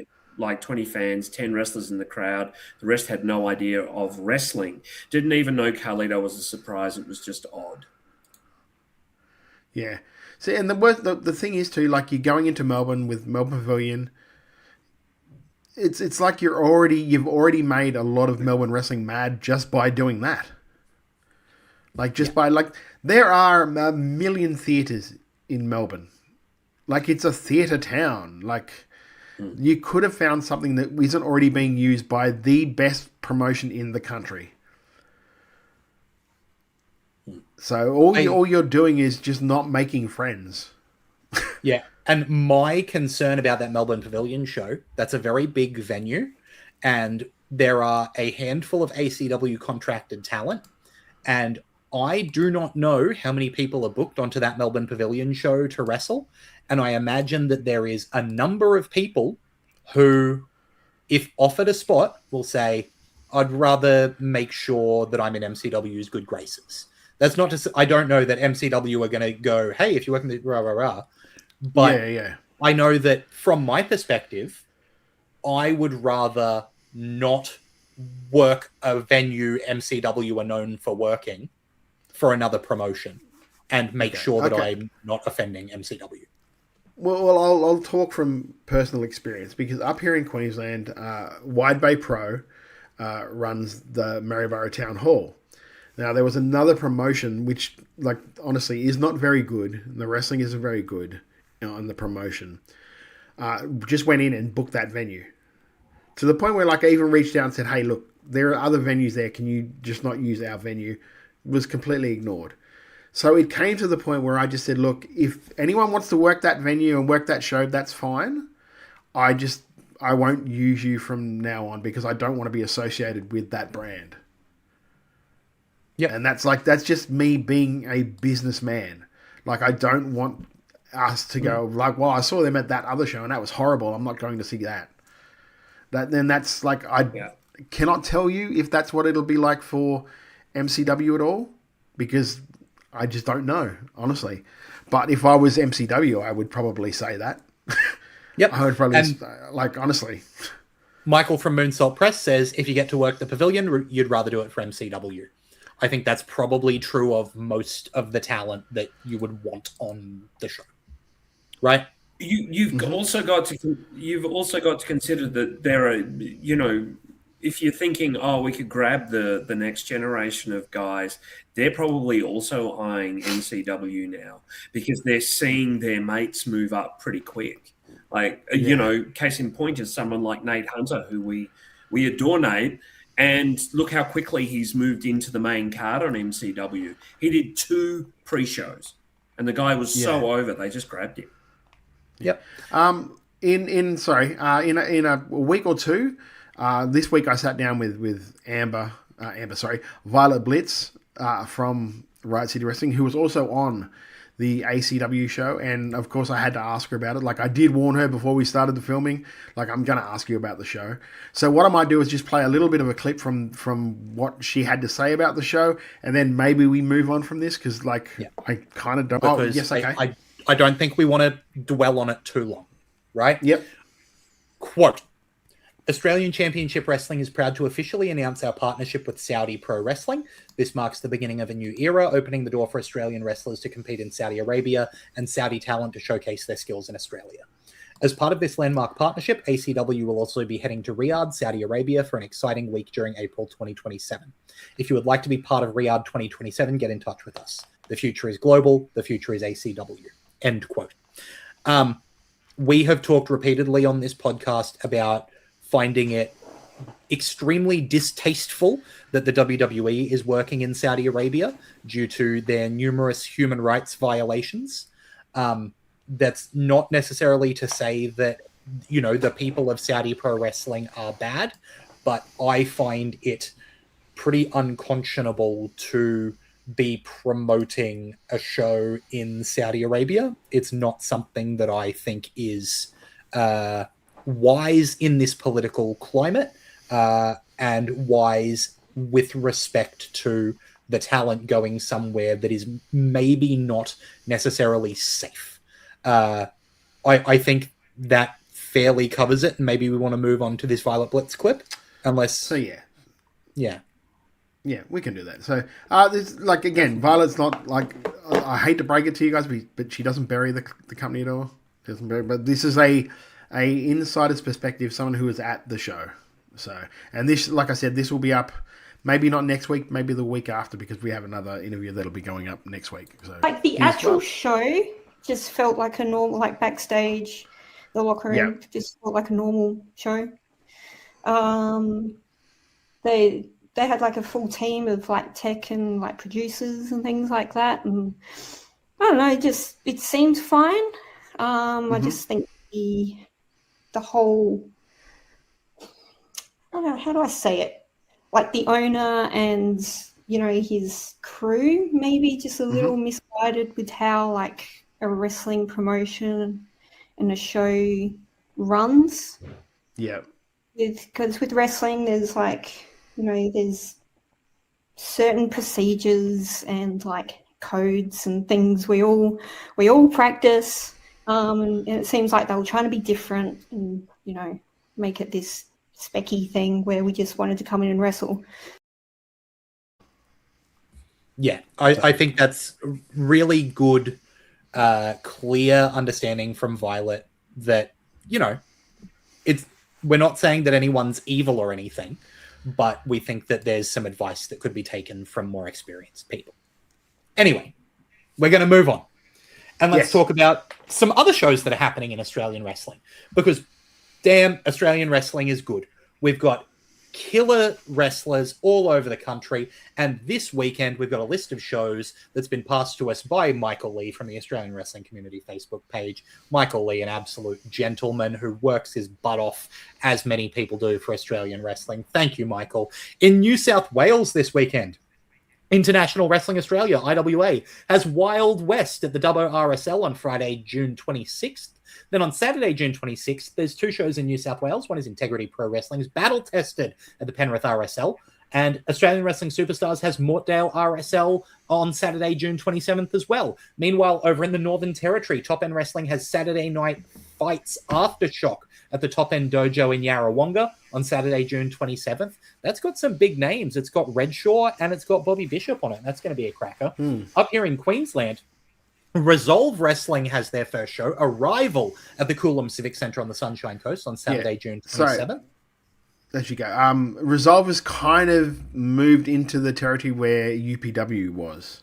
So a lot of the old UPW roster will be on that show. So if you supported UPW, go out and support them and check them out if you're in that area. And I'll be ring announcing, so say hi. Also up here in there's a downside to everything. I hope Revolve make a real fist of it, and good luck. We love hearing that.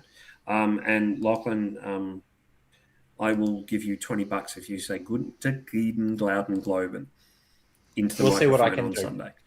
Wrestling Allegiance Rockhampton up here in Queensland has Mortal Kombat. That's going to be at the Great Western Hotel on Saturday, June 27th. And then on Sunday, June 28th, Queensland Wrestling Alliance has Dominance at the Warehouse in Townsville. Meanwhile, down in South Australia, Pro Wrestling South Australia has Super Slam 16 at the Greenwith Community Centre on Saturday, June 27th. And as usual, Victoria is packed. Mayhem Pro Wrestling have Relentless Unleashed on Friday, June 26th. And that date also has Professional Championship Wrestling, PCW. They've got Next Gen King of the Ring at the Southeastern Entertainment Centre in Ferntree Gully. Meanwhile, as we have mentioned, MCW has Ballroom Brawl at the Melbourne Pavilion in Kensington on Saturday, June 27th. That's going to be an absolutely huge show. Let's quickly run through the card, not mentioning the two pre-show matches that they've got. There's going to be titles on the line. The MCW Tag Team titles are going to be defended by the Water Rapids, Mitch Waterman and Ryan Rapid, against North Shore Wrestling, Sam Osborne and Will Keaton. Todd, do you know anything about that? Yes, I do. Oh, we'll talk about that soon.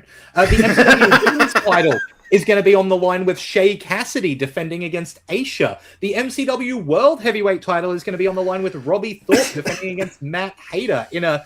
You could take every other match off the card, and that could be a show. Robbie Thorpe versus Matt Hayter for the title, and it'd move tickets. Meanwhile, we got all this other ridiculous stuff, including a sacrament. The first sacrament not involving Edward Dusk. This one has Robbie Thorpe versus Matt Hayter.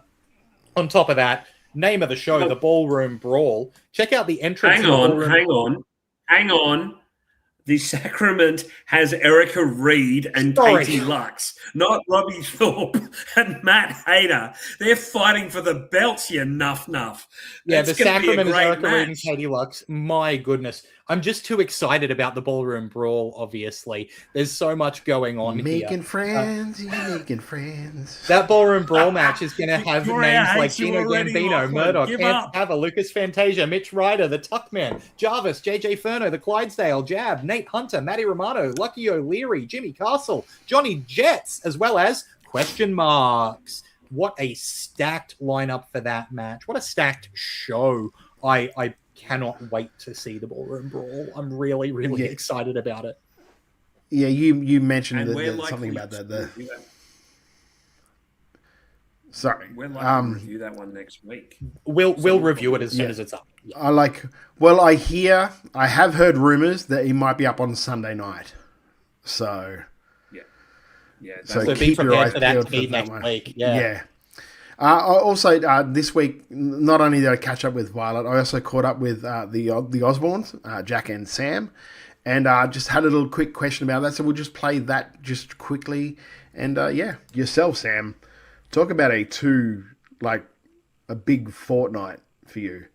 With this weekend, as we're recording it, you're heading into Ballroom Brawl, which is like the biggest show on the MCW calendar, into heading to what has to be like the second biggest show on the PWA calendar with King of the Metro. Yeah. Just excited. Like, I haven't worked on MCW before, and that, getting to do it with Keaters is just the best as well. Not that we don't love having you there too, mate, but I'm just really excited to be a part of that show. We've wanted to work there for ages, so I'm thrilled to be on it, particularly because it's such a big one, and it looks like that's going to be absolutely massive. And then the following week is the Metro, which, as you say, is at least the second biggest show of the year in PWA. Yeah, just cracking stuff that's going to be going on. Like, man, can you tell how bad my cold was then? Didn't come through at all, Todd. Oh, but would it's happening. And I think it would be remiss of us not to congratulate the people behind MCW for a phenomenal second year of over 1,000 tickets sold. Just brilliant. If you haven't got your MCW ticket yet, you're going to be in standing room. But congratulations to our friends at MCW. What an effort. Well done. Truly. Well done. If you haven't got your MCW title yet, start training. Oh, yeah. You got to beat either Robbie Thorpe or Matt Hayter, so it's going to be no small feat. And whoever wins the Ballroom Brawl might have a shot at that title as well. So, that's the way to get it, I think. Boy, oh boy. Also, too, because you're about to start throwing to an ad, aren't you, mate? Yeah. Yeah, you were? Okay, before you do that, because I have to do this plug for Jamie, because he's not with us tonight. Mana Manoush, he caught up with them this week as well. Yeah. So that will be going up on Monday on the Pario YouTube channel. So go and check that out. And we have a little preview from that interview as well. So here we go. Thank you both so much for chatting to me today. Myself and Lachlan are going to be at King of the Metro this weekend. So we will see you there. Wait. Who? You say Lachlan? Lachlan. That's Lachlan from Wrestle Radio. That's the Robbie Thorpe guy. Is that the guy who he crapped himself when Robbie Thorpe came up to him, mate? That would be the same man. Yes, that's the one. He's going to be at the Metro this time again.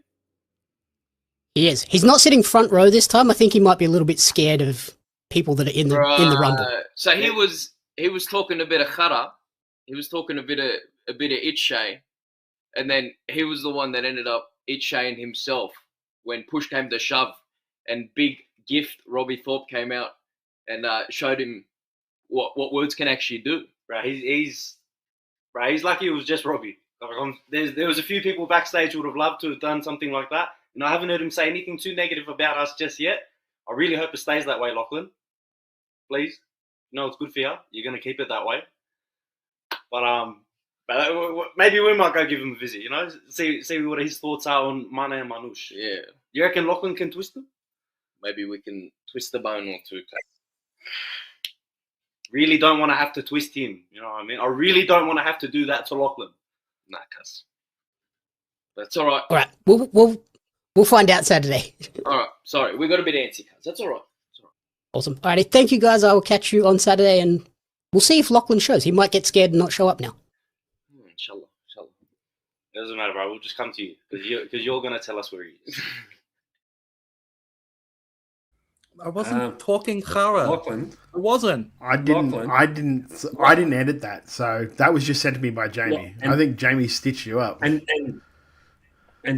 you guys know I haven't been in Sydney. I've been working.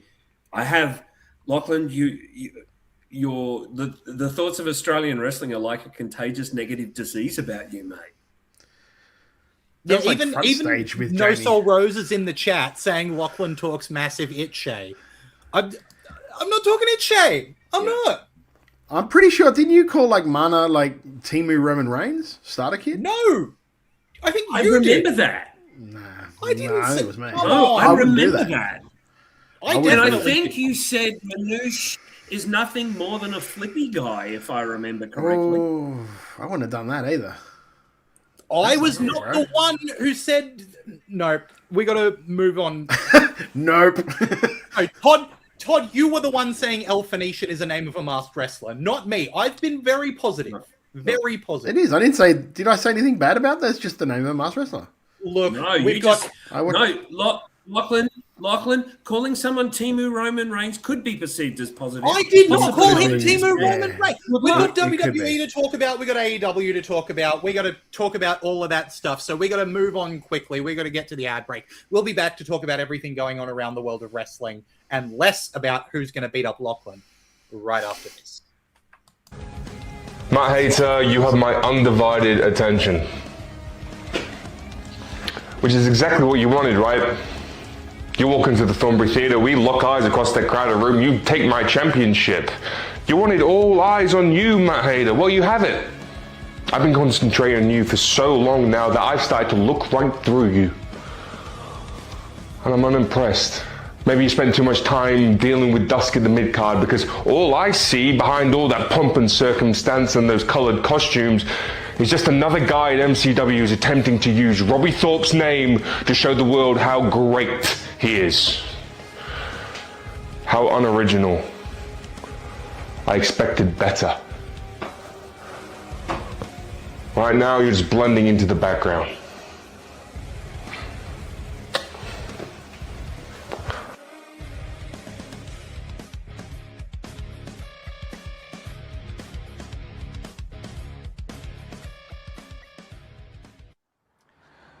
Well, fellas, look, unfortunately, high stakes. It didn't turn out how I wanted last month. Rocky Monero, once again, he had to get involved, protecting his flogged pommy mate, Robbie Thorpe, and cost me the MCW championship. So I thought, I'd come back, spend a bit of time at the Dingley Hotel. I spent a lot of time here as a young 17-year-old sneaking into this place. But this Saturday night, we've got Ballroom Brawl coming up, the biggest show of the year. 5-time Inter-Commonwealth champion, the most reigns as the Inter-Commonwealth champion. Hold on, Brooksy. Did you say champion? You've got to be kidding me. What brings you around these parts, mate? Brings me around these parts? I could say the same about you. Why are you here? Why am I here? I'm just chucking on my last couple of bets for the match that stops the nation, the main event, Brooksy and the succulent steed. Speaking of bets, you owe me $30 for this Dale bet thing that you're doing. Oh, look at you go, $30, eh? Look at you focusing in on the numbers. A real beacon of the Dingley literacy program, eh? But I've got one number for you that you really need to focus in on, and that is 469, because that is the number of days that you will have served Adam Brooks as our illustrious MCW Intercommonwealth Champion, the longest reigning Intercommonwealth Champion in history. Bravo, Brooksy. You've done it. You're the man. You're the litmus test. You are Farlap. But, let me let you in on a red-hot secret. Even Farlap got sent to the glue factory. Oh, is that right? Yeah, so I don't need to pass your little litmus test at Ballroom Brawl, because you're dealing with the face of Flemington in the year of the horse, and I've got Lady Luck's big brother on my side, and I can let you in on a red-hot fact. The human nuke has been tapping into that Dingley water supply, so time's up. Champion. Well, Clydesdale, let me put this in terms that even you'll understand. This Saturday at Ballroom Brawl, may the best horse win.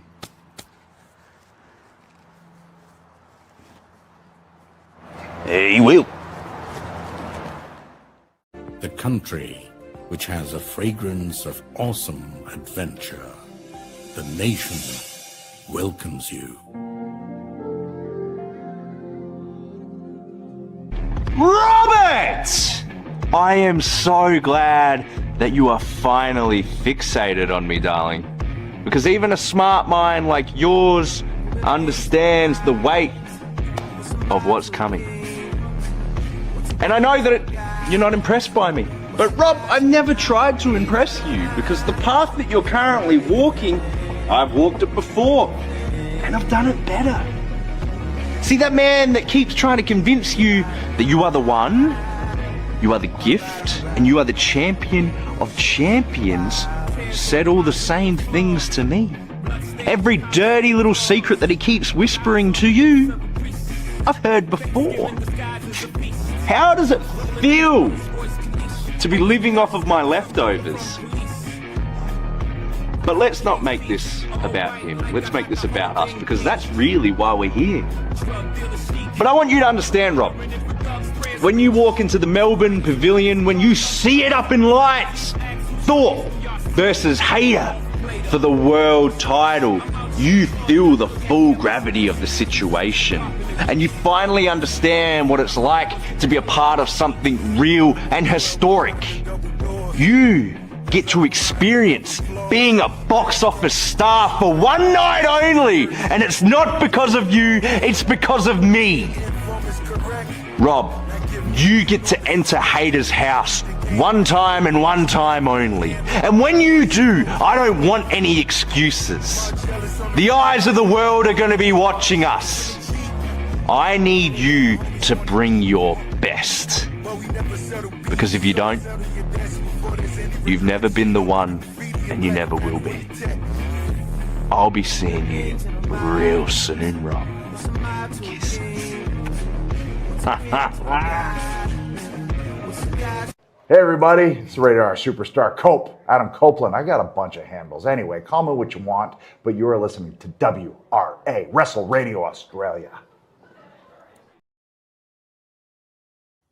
Welcome back to Making Chicken Salad, where we talk about everything going on around the world of wrestling. We've got new WWE Tag Team Champions as of Monday Night Raw. The Street Profits have secured the gold, and I again, they're a great tag team. I like to see them with gold. I think it's a great choice. Any arguments there? No, it was a good match, decent match. I can't remember his name. Montez's partner's name is in Dawkins. Phenomenal shape now. Yeah, he's got himself in a great nick. So yeah, I hope that this does something for the tag division now that they have an actual tag team that have it and not just two guys that they're going to throw together. And now it's off the vision, at least maybe someone will stop getting hurt. Yeah, very true. Hopefully the curse has been lifted. Speaking of championships in WWE, Night of Champions is coming up this weekend, June 27th. So it'll be on like Sunday our time, right? It's like 4 a.m. because it's over in Riyadh. So that's going to have the finals for the King of the Ring with Obafemi versus Jey Uso, the finals for the Queen of the Ring with Io Sky versus Liv Morgan, a steel cage match with Seth Rollins versus Bron Breakker, a United States Championship match with Trick Williams defending against Ricky Saints, a United States Women's Championship match with Tiffany Stratton defending against Jade Cargill, and a WWE World Championship match with Cody Rhodes versus Sami Zayn versus Gunther in a triple threat match. Seems like a good card. Obviously, it's got the Riyadh all over it and all of that, but, you know, none of those matches seem like they're going to be particularly terrible. I don't know how essential of a show it's going to be either. Look, I actually wouldn't be surprised if something happens in that Cody, Gunther, Sammy thing. Yeah. Could well be. Because they've been building it, like that is one thing that they have been doing well, is they've been building that up over the Raws, the Raws over the last couple of weeks, is that like the triple threat angle type gimmick. Mm-hmm. And the match this Monday, like Cody and Gunther with Sammy as a ref, that was a really good match. And, you know, let's also... Go on, Jeff. While creatively this show is a little... stayed. The wrestlers that WWE have are phenomenal. Like, you know, these are all great workers. Yeah, they are, because there's no women's tag match, so we're saved from that. But these are all great workers. You're going to get some angry letters about that. You might want to clear up why you think that. And not that it's women's wrestling. It's Brie Bella specifically. Jeff doesn't want to see. It's Paige and Brie Bella. It's no other women on the roster, but Paige and Brie Bella. I'm like, you might want to clear that up, brother. Yeah, I'm clearing. It's specifically Paige and Brie Bella, who I think fine if they're in the WrestleMania match, but don't make them champs and don't give them a reign that's gone on for 4 months. Yeah, well, like, look, they are basically in a holding pattern until Nikki comes back. That's why that's happening. To quickly address the WWE World Championship match, I think it would be really interesting to get Cody and Gunther in a feud away from the title, because, again, those are guys that can define the title scene. Sami Zayn has very much earned a run with that belt over the last few years, if you want to be looking at, you know, rewarding a guy who's done the work. And then the idea of having Jey Uso win King of the Ring and Sami versus Jey with the backstory that they have could be something special. Like, not that I'm desperate to see more Jey Uso world title picture stuff, but I just wanted to address that. You know, that could be a banger. Chris Thunder also mentioning that the women's US title is defended on a PPV/PLE for the first time since it was introduced 19 months ago. So at least that's a win. You say that's a win, but that was because Rhea's injured. Yep. Yeah. Literally. Otherwise, let's be straight up. Yeah. On the other side of the aisle, over in AEW, Harley Cameron and Queen Aminata are now part of next Wednesday's first ever Survival of the Fittest match in AEW history, with the winner becoming the new TBS champion. They'll join former AEW Women's World Champions Hikaru Shida and Chris Statlander, and CMLL Women's Champion Persephone, with one spot left to fill. We don't know the qualifying match for that one yet. Shaping up to be a cool match. We've also got the current card for Forbidden Door. Now, do we want to do... I know we don't have Jamie here, but do we want to do some picks for Forbidden Door? Yeah, let me throw in a table so that we can really quickly... Oh, boy, how many matches do I have to drag down? It's going to be a lot, right? It's an AEW show. At least a dozen. So let's have a look at the AEW Owen Hart Foundation Tournament Final with Will Ospreay. Let's just quickly mention that we have a recommendation from a Dan Archer, pro wrestler. Dan Archer's popped in to say he enjoyed the review and we should check out more Slam in the future. Yeah, I mean, it's on the cards. And after the show that we saw tonight, I think it'll be hard for us to not review more Slam in the future, right? With how consistent that show was. Like, really. Yeah. And as we mentioned, Dan Archer special. We talked about 2 shows involving Dan Archer tonight. Well done, Dan. Yeah. Todd, who do you... Commiserations on the second one, but... Well, who do you have in Osprey versus Swerve as part of the AEW Owen Hart Foundation tournament final? Well, I think you'd have to be developmentally challenged if you didn't pick Will. Yeah, I'm picking Osprey as well. Really? Kind of an easy pick. Jeff? Yeah, Sir William. Brilliant. We've also got the AEW Women's Owen Hart Foundation tournament final with Mercedes Moné versus... do we have the finalists? Is it Athena or is it Maya World? I think it's Maya World. I think it is. I'll double check. I didn't get a chance to check it out. Because, normally I'm very lazy... And I thought, Jamie will cover that. And I forgot that Jamie wasn't here tonight. So you keep talking and I will look. Just maybe skip over this for now. Sorry, yeah, was just getting rid of a notification there. The next match on the card is Kenny Omega versus Zack Sabre Jr. I think this is one that we're all, at the very least, a little bit excited for. I might start with you there, Jeff. Do you have ZSJ or Kenny taking this one? I think I'm going with Kenny. That's my world. It is my world. Great. We'll come back to that one in a second. My instinct is also Kenny, but I'm going to take the left field pick here and go ZSJ. I think that if you give Zach a win over Kenny here, it immediately makes a new true main eventer in AEW. And I just like Zack Sabre Jr.'s wrestling a lot, so I want to pick him. Todd, who are you picking for Kenny versus ZSJ? It's Kenny. He works for the 3 initials. I know. All right, well, let's talk about the Owen Hart Foundation tournament final then. Mercedes Moné versus Maya World. It's Moné, right? It's got to be Moné. Yeah. Is there anyone? I'm gonna pick Maya World just because the story. I think it's a nicer story. It is a nicer story for sure. Then we've got the. But to be fair to Mercedes, she's been wrestling really well. She's really found it over the last 6 months to a year. Yeah, I mean, you're always going to touch wood a little bit there. Jeff, who are you picking for the Women's World title match where Tekla defends against Starlight Kid? Tekla.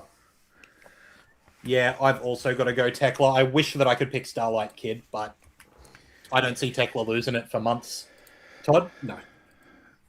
Yeah, the only way you're picking Starlight Kid is if they've worked a way that have her chase her in Stardom after the stuff that Tekla's been doing in Stardom. Yeah, that's exactly right. After that, on this list, we've got a steel cage match that is team versus team. It's Team Briscoe, which is Mark Briscoe, Roderick Strong, Kyle O'Reilly, Orange Cassidy, Konosuke Takeshita, and Darby Allin, versus MJF and the Don Callis family of Kevin Knight, Kyle Fletcher, Kazuchika Okada, Andrade El Idolo, and Jake Doyle. This one, I think, could go either way. There's actual interest here. Let's start with you, Todd. Who do you think is winning the team versus team cage match? First off, how are they fitting everyone into that cage? Jeepers creepers. Yeah. But which team do you think is winning that one? I think it's going to be the old mate Briscoe. Just because it gives him a challenger and it's... Yep. Team Briscoe. I hate it. And we talked about it last week. I think it's boring. I think it's there are 1,000 wrestlers on that roster that could probably do a more compelling angle with MJF at the moment. There's nothing against Briscoe. It's just I've seen it. Yeah, I kind of agree. What do you think, Jeff? Who are you picking? I think it's going to be Team Briscoe, but I reckon, and I mean, like the prediction is Team Briscoe, but I actually think Kyle O'Reilly's getting the pin on MJF to become the challenger because it's different, and I like that. Okay. I'm going to go the other way, and I think it's probably a bad pick, but I'm going to pick MJF and the Don Callis family. Just because I like the potential storylines that come out of the internal strife there, right? Yeah, because you think about it, like if Kyle pins somebody, he can go to MJF, I want a title shot. That's exactly what I think's going to happen. Is Fletcher's going to get the pin, then he's going to say, "Hey, I deserve a title shot," and MJF is going, "No, we work better on the same side. Maybe you can have a title shot against someone else." You've got the existing like Okada interest there. You've got I think there's a lot of interesting things that can come out of Fletcher getting the win there. We all know Jake Doyle's going to get pinned, but I think that there's interesting. Poor Jake. That's the real prediction. I think he's there to take the pin, unfortunately. Moving on, though, the AEW Continental Championship with Jon Moxley defending against Bandito. I'm gonna again take a bit of a loose option here and go with Bandito. I think that he's just been doing such consistent, great work, and I don't think Moxley needs that Continental title at the moment. Whereas you put some gold on Bandito, have him main event some shows to defend gold, and you just got awesome wrestling, and that's sicko booking. You know he has gold.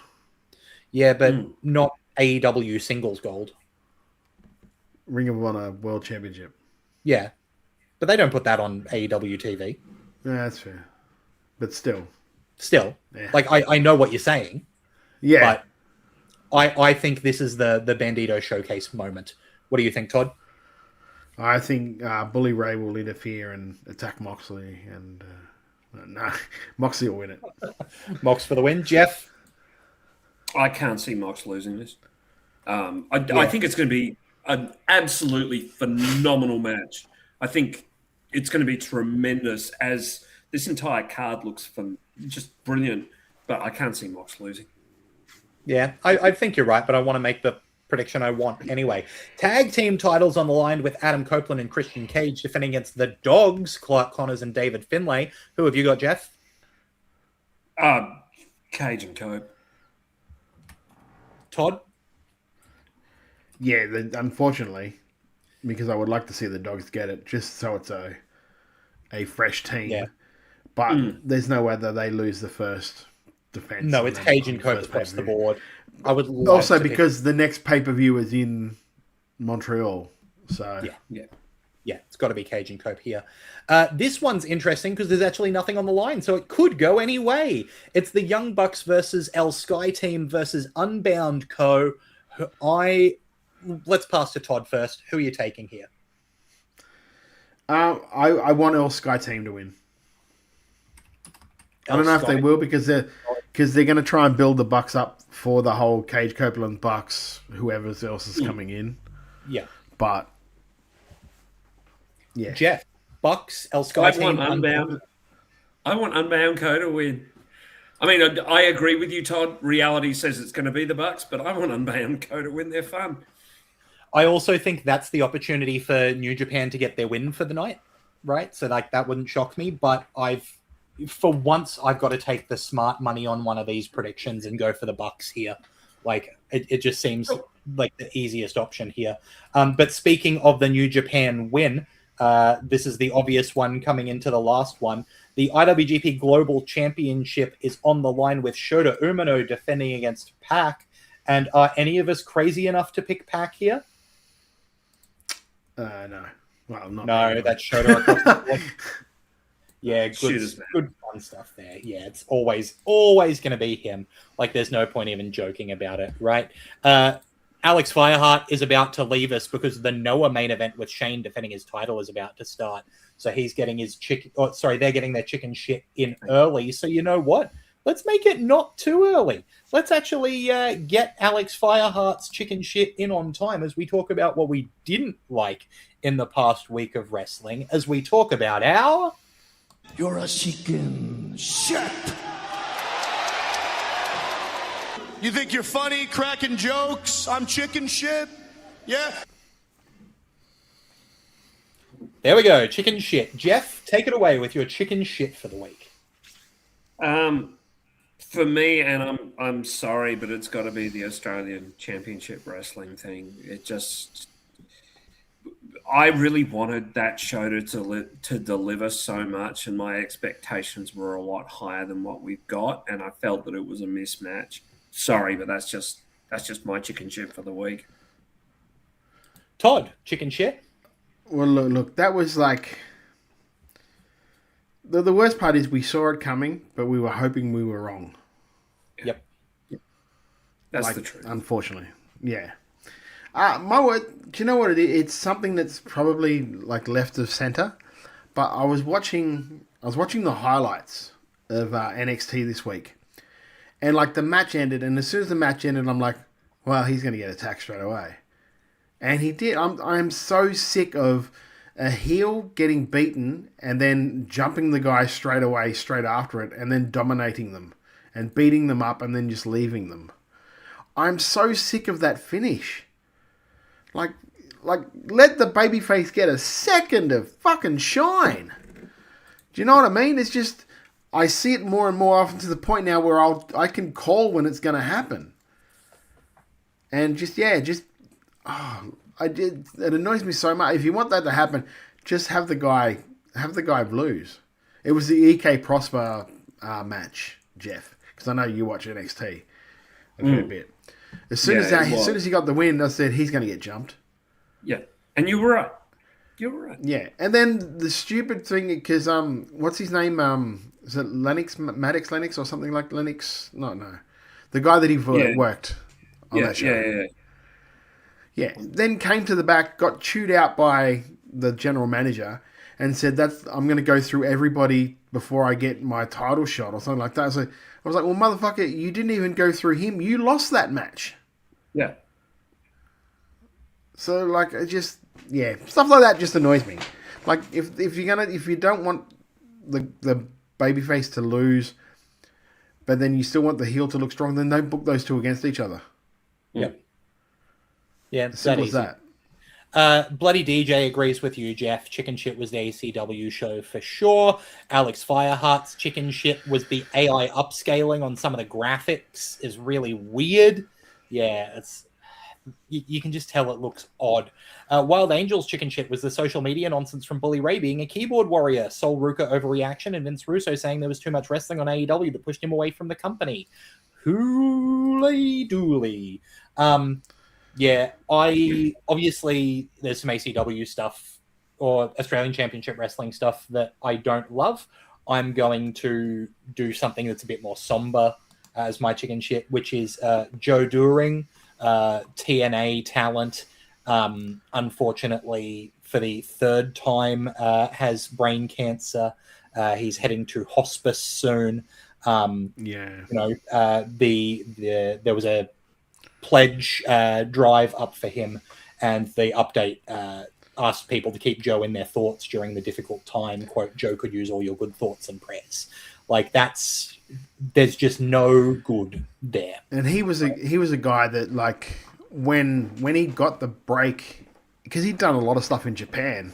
Yep. When he got the break in TNA, that was almost like, well, this is only just a matter of time before he's going to be on a WWE or an AEW, because he just had a look and he had a style that was just like, this guy, he looks like the rebirth of Stan Hansen. Yeah. Mm. Yeah, he was a triple crown such a shame. Champion of Japan. Like, yeah, he was the business. And he had a similar charisma to Hansen as well. You know, because when you look at Hansen, you kind of got that cheesy grin on your face. It's the same with this guy. I think, really sad to hear that. Yeah, so, look, I'm glad we have good memories of him being a hell of a worker, because that's a horrible thing to be going through. So I think we really need to pivot and have something more positive after that one. So let's leave our chicken shit and look more towards our... Todd, are you ready on the button? I wasn't ready at all. You're doing these pivots really quickly for some reason. This chicken salad really is the bomb. You did. You threw the fucking chicken shit in real... You threw the chicken shit in the chicken salad in real quick. Real quick on me. I was like, oh, son of a bitch. Jeff, chicken salad for the week. All right. I am aware that the gentleman on the other side of you may be glaring at me when I say this. Are you ready, Todd? I'm so sorry if I've stolen yours, brother. Triple A. Triple A is just fantastic. What a tremendous, fun show. Slam is a throwback to the 80s, but so is Triple A. It's just so much fun to watch a show like this. It's as Lachlan would say, gratis on the tube of you. I hope I got that right, Lachlan. That's exactly what I said. It's just great. It's a great So does that hour mean and a half. Does that mean there's no ads on there?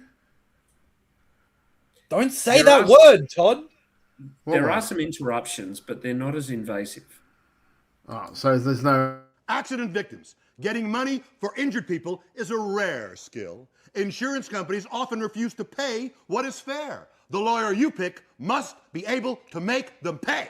One way or another, I'm Lowell the Hammer Stanley. When you call me, you get 35 years experience battling the stingiest insurance companies for hundreds of millions of dollars. Just call me. Let's get your share. Lowell the Hammer Stanley, 459 cash! Greg Valentine looks a bit different. I was going to say, Lol the Hammer Stanley is just good in court because he was friends with Judge Hogan, right? Honestly though, better promo than a lot of people have seen nowadays. Very true. Yeah, great show. Triple A's is so much fun. Alex Fireheart's Chicken Salad, they were watching a match from the 2000s with Devil Masami. As Joseph Monticello said during the watch-along, a lot of modern heels could learn a lot from watching her work. Hiding a choke from the referee by using her own long hair to help cover it up? Genius. That's, great stuff. Monticello's such good YouTube content if you want to check some good stuff out. Big recommend there. Todd, Chicken Salad for the week. My chicken salad is, and I haven't actually listened to the whole podcast yet, but I know Chris Van Vliet gets a lot of shit for some of the people he interviews. He did one, I think, this week with Paul Heyman, and all the little excerpts I've seen of it, so interesting and different to a lot of stuff that I've seen Paul do. To the fact where, I'm really looking forward to being able to have a block of time where I can sit down and listen to the whole the whole podcast, because really, really interesting stuff. Like talking about his time when he was running SmackDown, and then the partnership with Brock and how that came about, and who he was originally going to be. He was originally going to manage Chris Benoit, and something happened, and not the something we all know, but something else happened, and just a whole host of different stories that I had not really heard Paul talk about overly, and especially with the clearing up the ECW stuff about being paid by Vince, and every clip I've seen of it, I'm that's really interesting. I can listen to this for ages. Here we go. Jeff got something. Can I just add one more? I'm trying to find it now, but there was a Wrestle Talk video during the week where they basically spoke about how WWE is becoming an organization that's absolutely not about wrestling. It's about everything else, and specifically the advertising and the influx of advertising on their shows. It's my chicken salad because it was such a good video. It's around 20 minutes. Michael Lee and I were actually talking about it during the week, and I said how good it was, how just such a great, insightful video it is to enunciate all of the issues. What's it about? Don't say it. It's just about the corporate sales leap that the TKO organization have had asking with over regards to $300 just for brakes and rotors. Mate, just use online auto parts. G'day, how you going? Need some brakes for the ute out there? Here you go.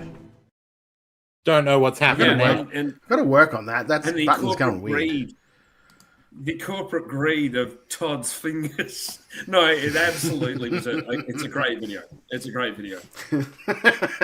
I will jump on what Todd was saying about the CVV interview with Heyman. Some of the clips I've seen where he talks about little details of the stuff that they do, from back in ECW where he was talking about the way Joey Styles would say ECW Arena, introducing the show, all the way through to talking about what he was doing with Roman and always standing on the left of Roman, so that when he's passing him the microphone, he has to pass it over the rest of Roman's body and try not to touch the tribal chief for fear of angering him.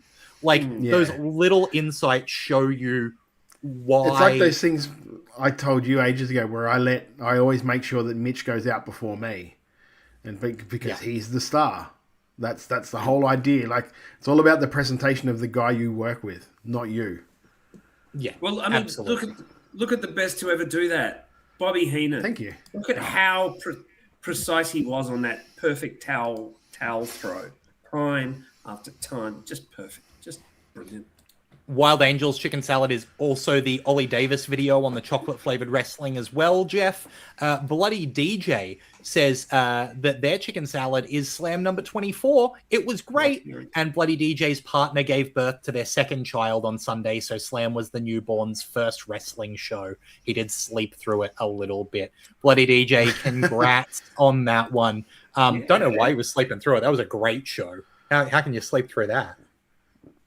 Well, it happens, with age. Either way, with age, you're really young and you fall asleep, or you're old and you fall asleep. No Soul Rose's chicken salad is electrocuted Miz. That's a good one.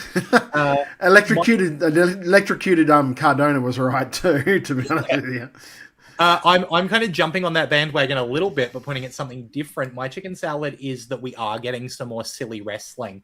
Mine was on NXT with Naraku filling a book with a fireball to shoot Tony D in the face. Like, yeah, bring back this nonsense. That's what yes, shoot a fireball at a guy. That's what we love. And it's pre-recorded, so if it stuffs up, you give it another go. Thank you. Oh, yeah, you throw another fireball at him.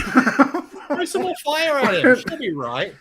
But then him coming back at the end from the medical facility with his face bandaged. Yes, that's wrestling. That's what we're here for. We're here for a bit of silliness, That's why we love it, because it's a variety show. It's a little bit of everything. Beetle Bailey's exactly right. Silly wrestling still has its place. It's why we get so silly here every Thursday night at Wrestle Radio. Before I know you're winding up, we forgot. I know, because I could see you going. We knew it was coming. Yeah, Mystery Wrestling this week did was it the Eternal Rumble? Yep. Over 20. It was like a 20. I think it was a 21-hour Rumble. They did it to raise money for charity. Amazing. So, yeah. Stu Grayson, I believe, got 5 Guinness World Records as part of that match. Jesus, did he? Including the record for most world records gained during a single wrestling match with 5. Yeah, and Cool Ref won the Rumble too. Cool Ref won the Rumble. Stu Grayson has the most time ever in a single Rumble, and I think the most total time in Rumbles based on these ridiculous, 21 hours long for charity wrestling matches. Yeah. So it's just awesome stuff there, Infinite Rumble, it's called. I don't know if I don't know if it's still up, because they tend not to be able to keep those up for that long. It might be up on their Twitch channel, so go and check it out. Well, not the whole thing, because you'll be there forever, but yeah.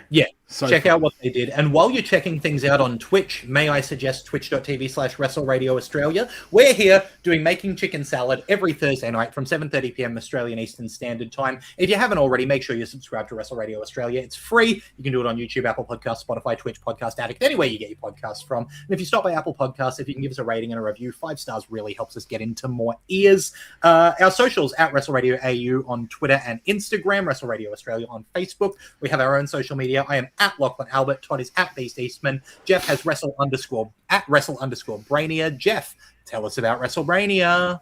WrestleBrainia is probably coming back this year at some point. Maybe. I don't know. Got some exciting things to announce when I can. See, I'm not sponsored by Bangladesh, so I can get away with saying almost anything.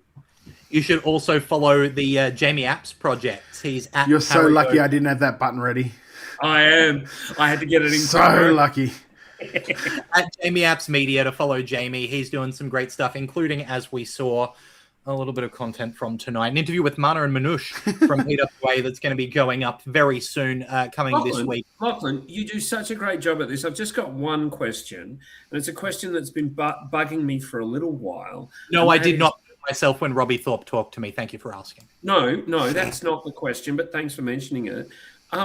Does anyone not in Australian wrestling not want to bash the shit out of you? As far as I know, Mitch Ryder's okay with me. Oh, Todd, maybe the interview. This is awkward. Yeah, no, because he was under orders for that. Yeah. Tell him or am I? Yeah, great. Okay. Well, look, maybe you can help by buying Wrestle Radio Australia merch, I guess. Head to Redbubble. They've got Wrestle Radio Australia merch. Go to Redbubble, search for Wrestle Radio Australia, and proceeds don't go to us. They go to Beyond Blue and Gotcha for Life, which support mental health here in Australia. That's really important. It may not be useful for me, who may need some help with my physical health after some of the wrestlers get their hands on me.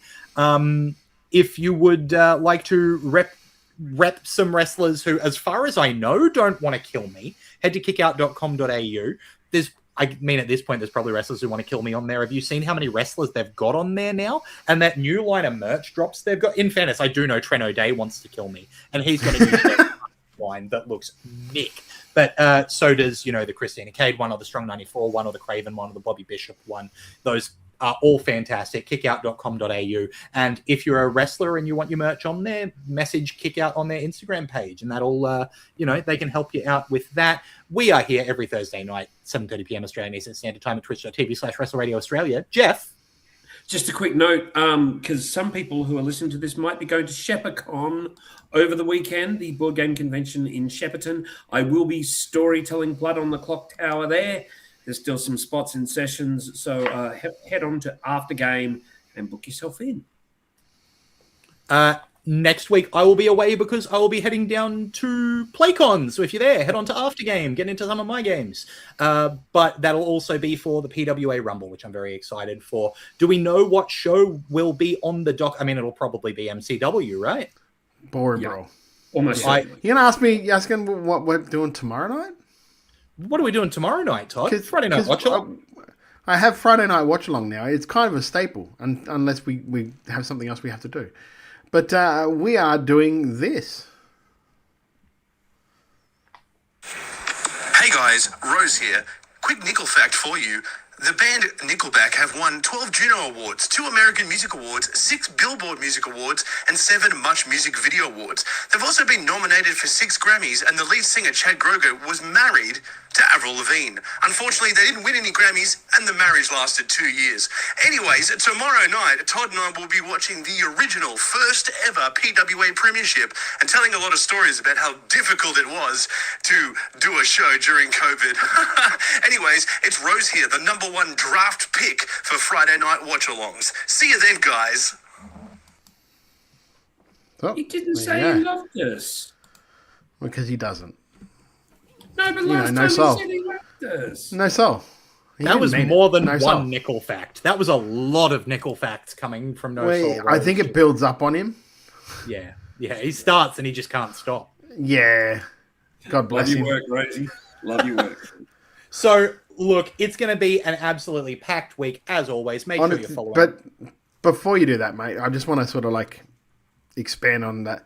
That premiership is one that I don't remember watching, to be honest with you, because I was kind of a little sour on wrestling because I wasn't allowed to do it at the time. So, and it was behind a paywall when it first came out, so it was on that OVO Play. So unless you bought it, you didn't get to see it. So, really interesting to go back to watch that. For it. Well, yeah, of course you were.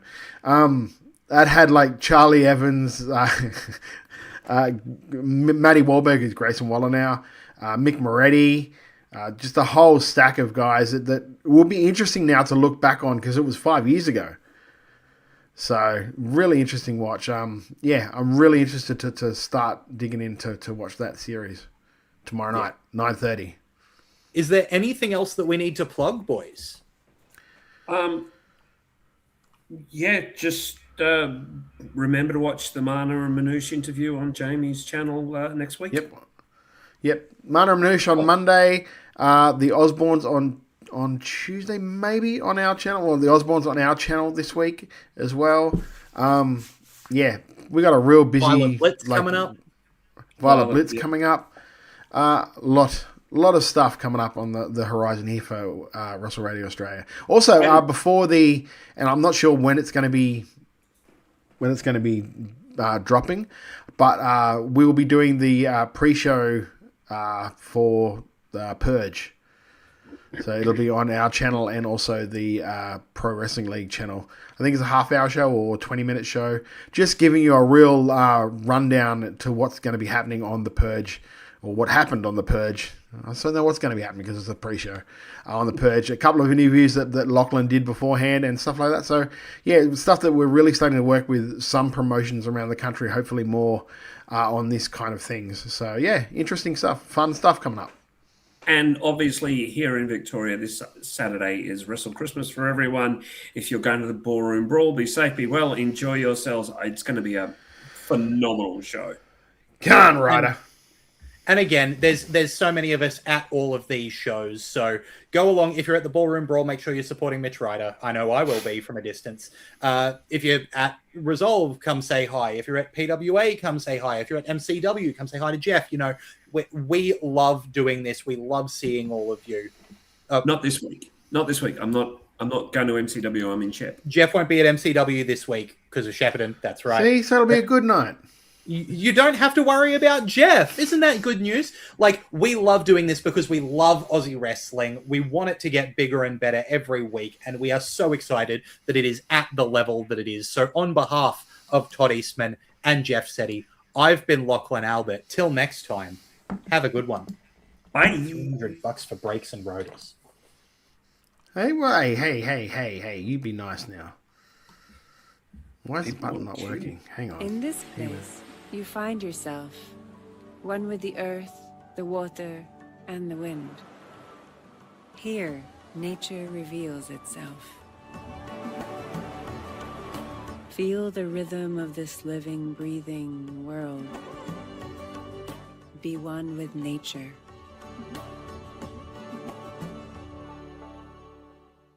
Trying to make chicken salad out of chicken shit, and it was just awful. I've turned chicken salad into chicken shit. I will continue to do so. Making chicken salad out of chicken shit. Make chicken salad out of chicken shit.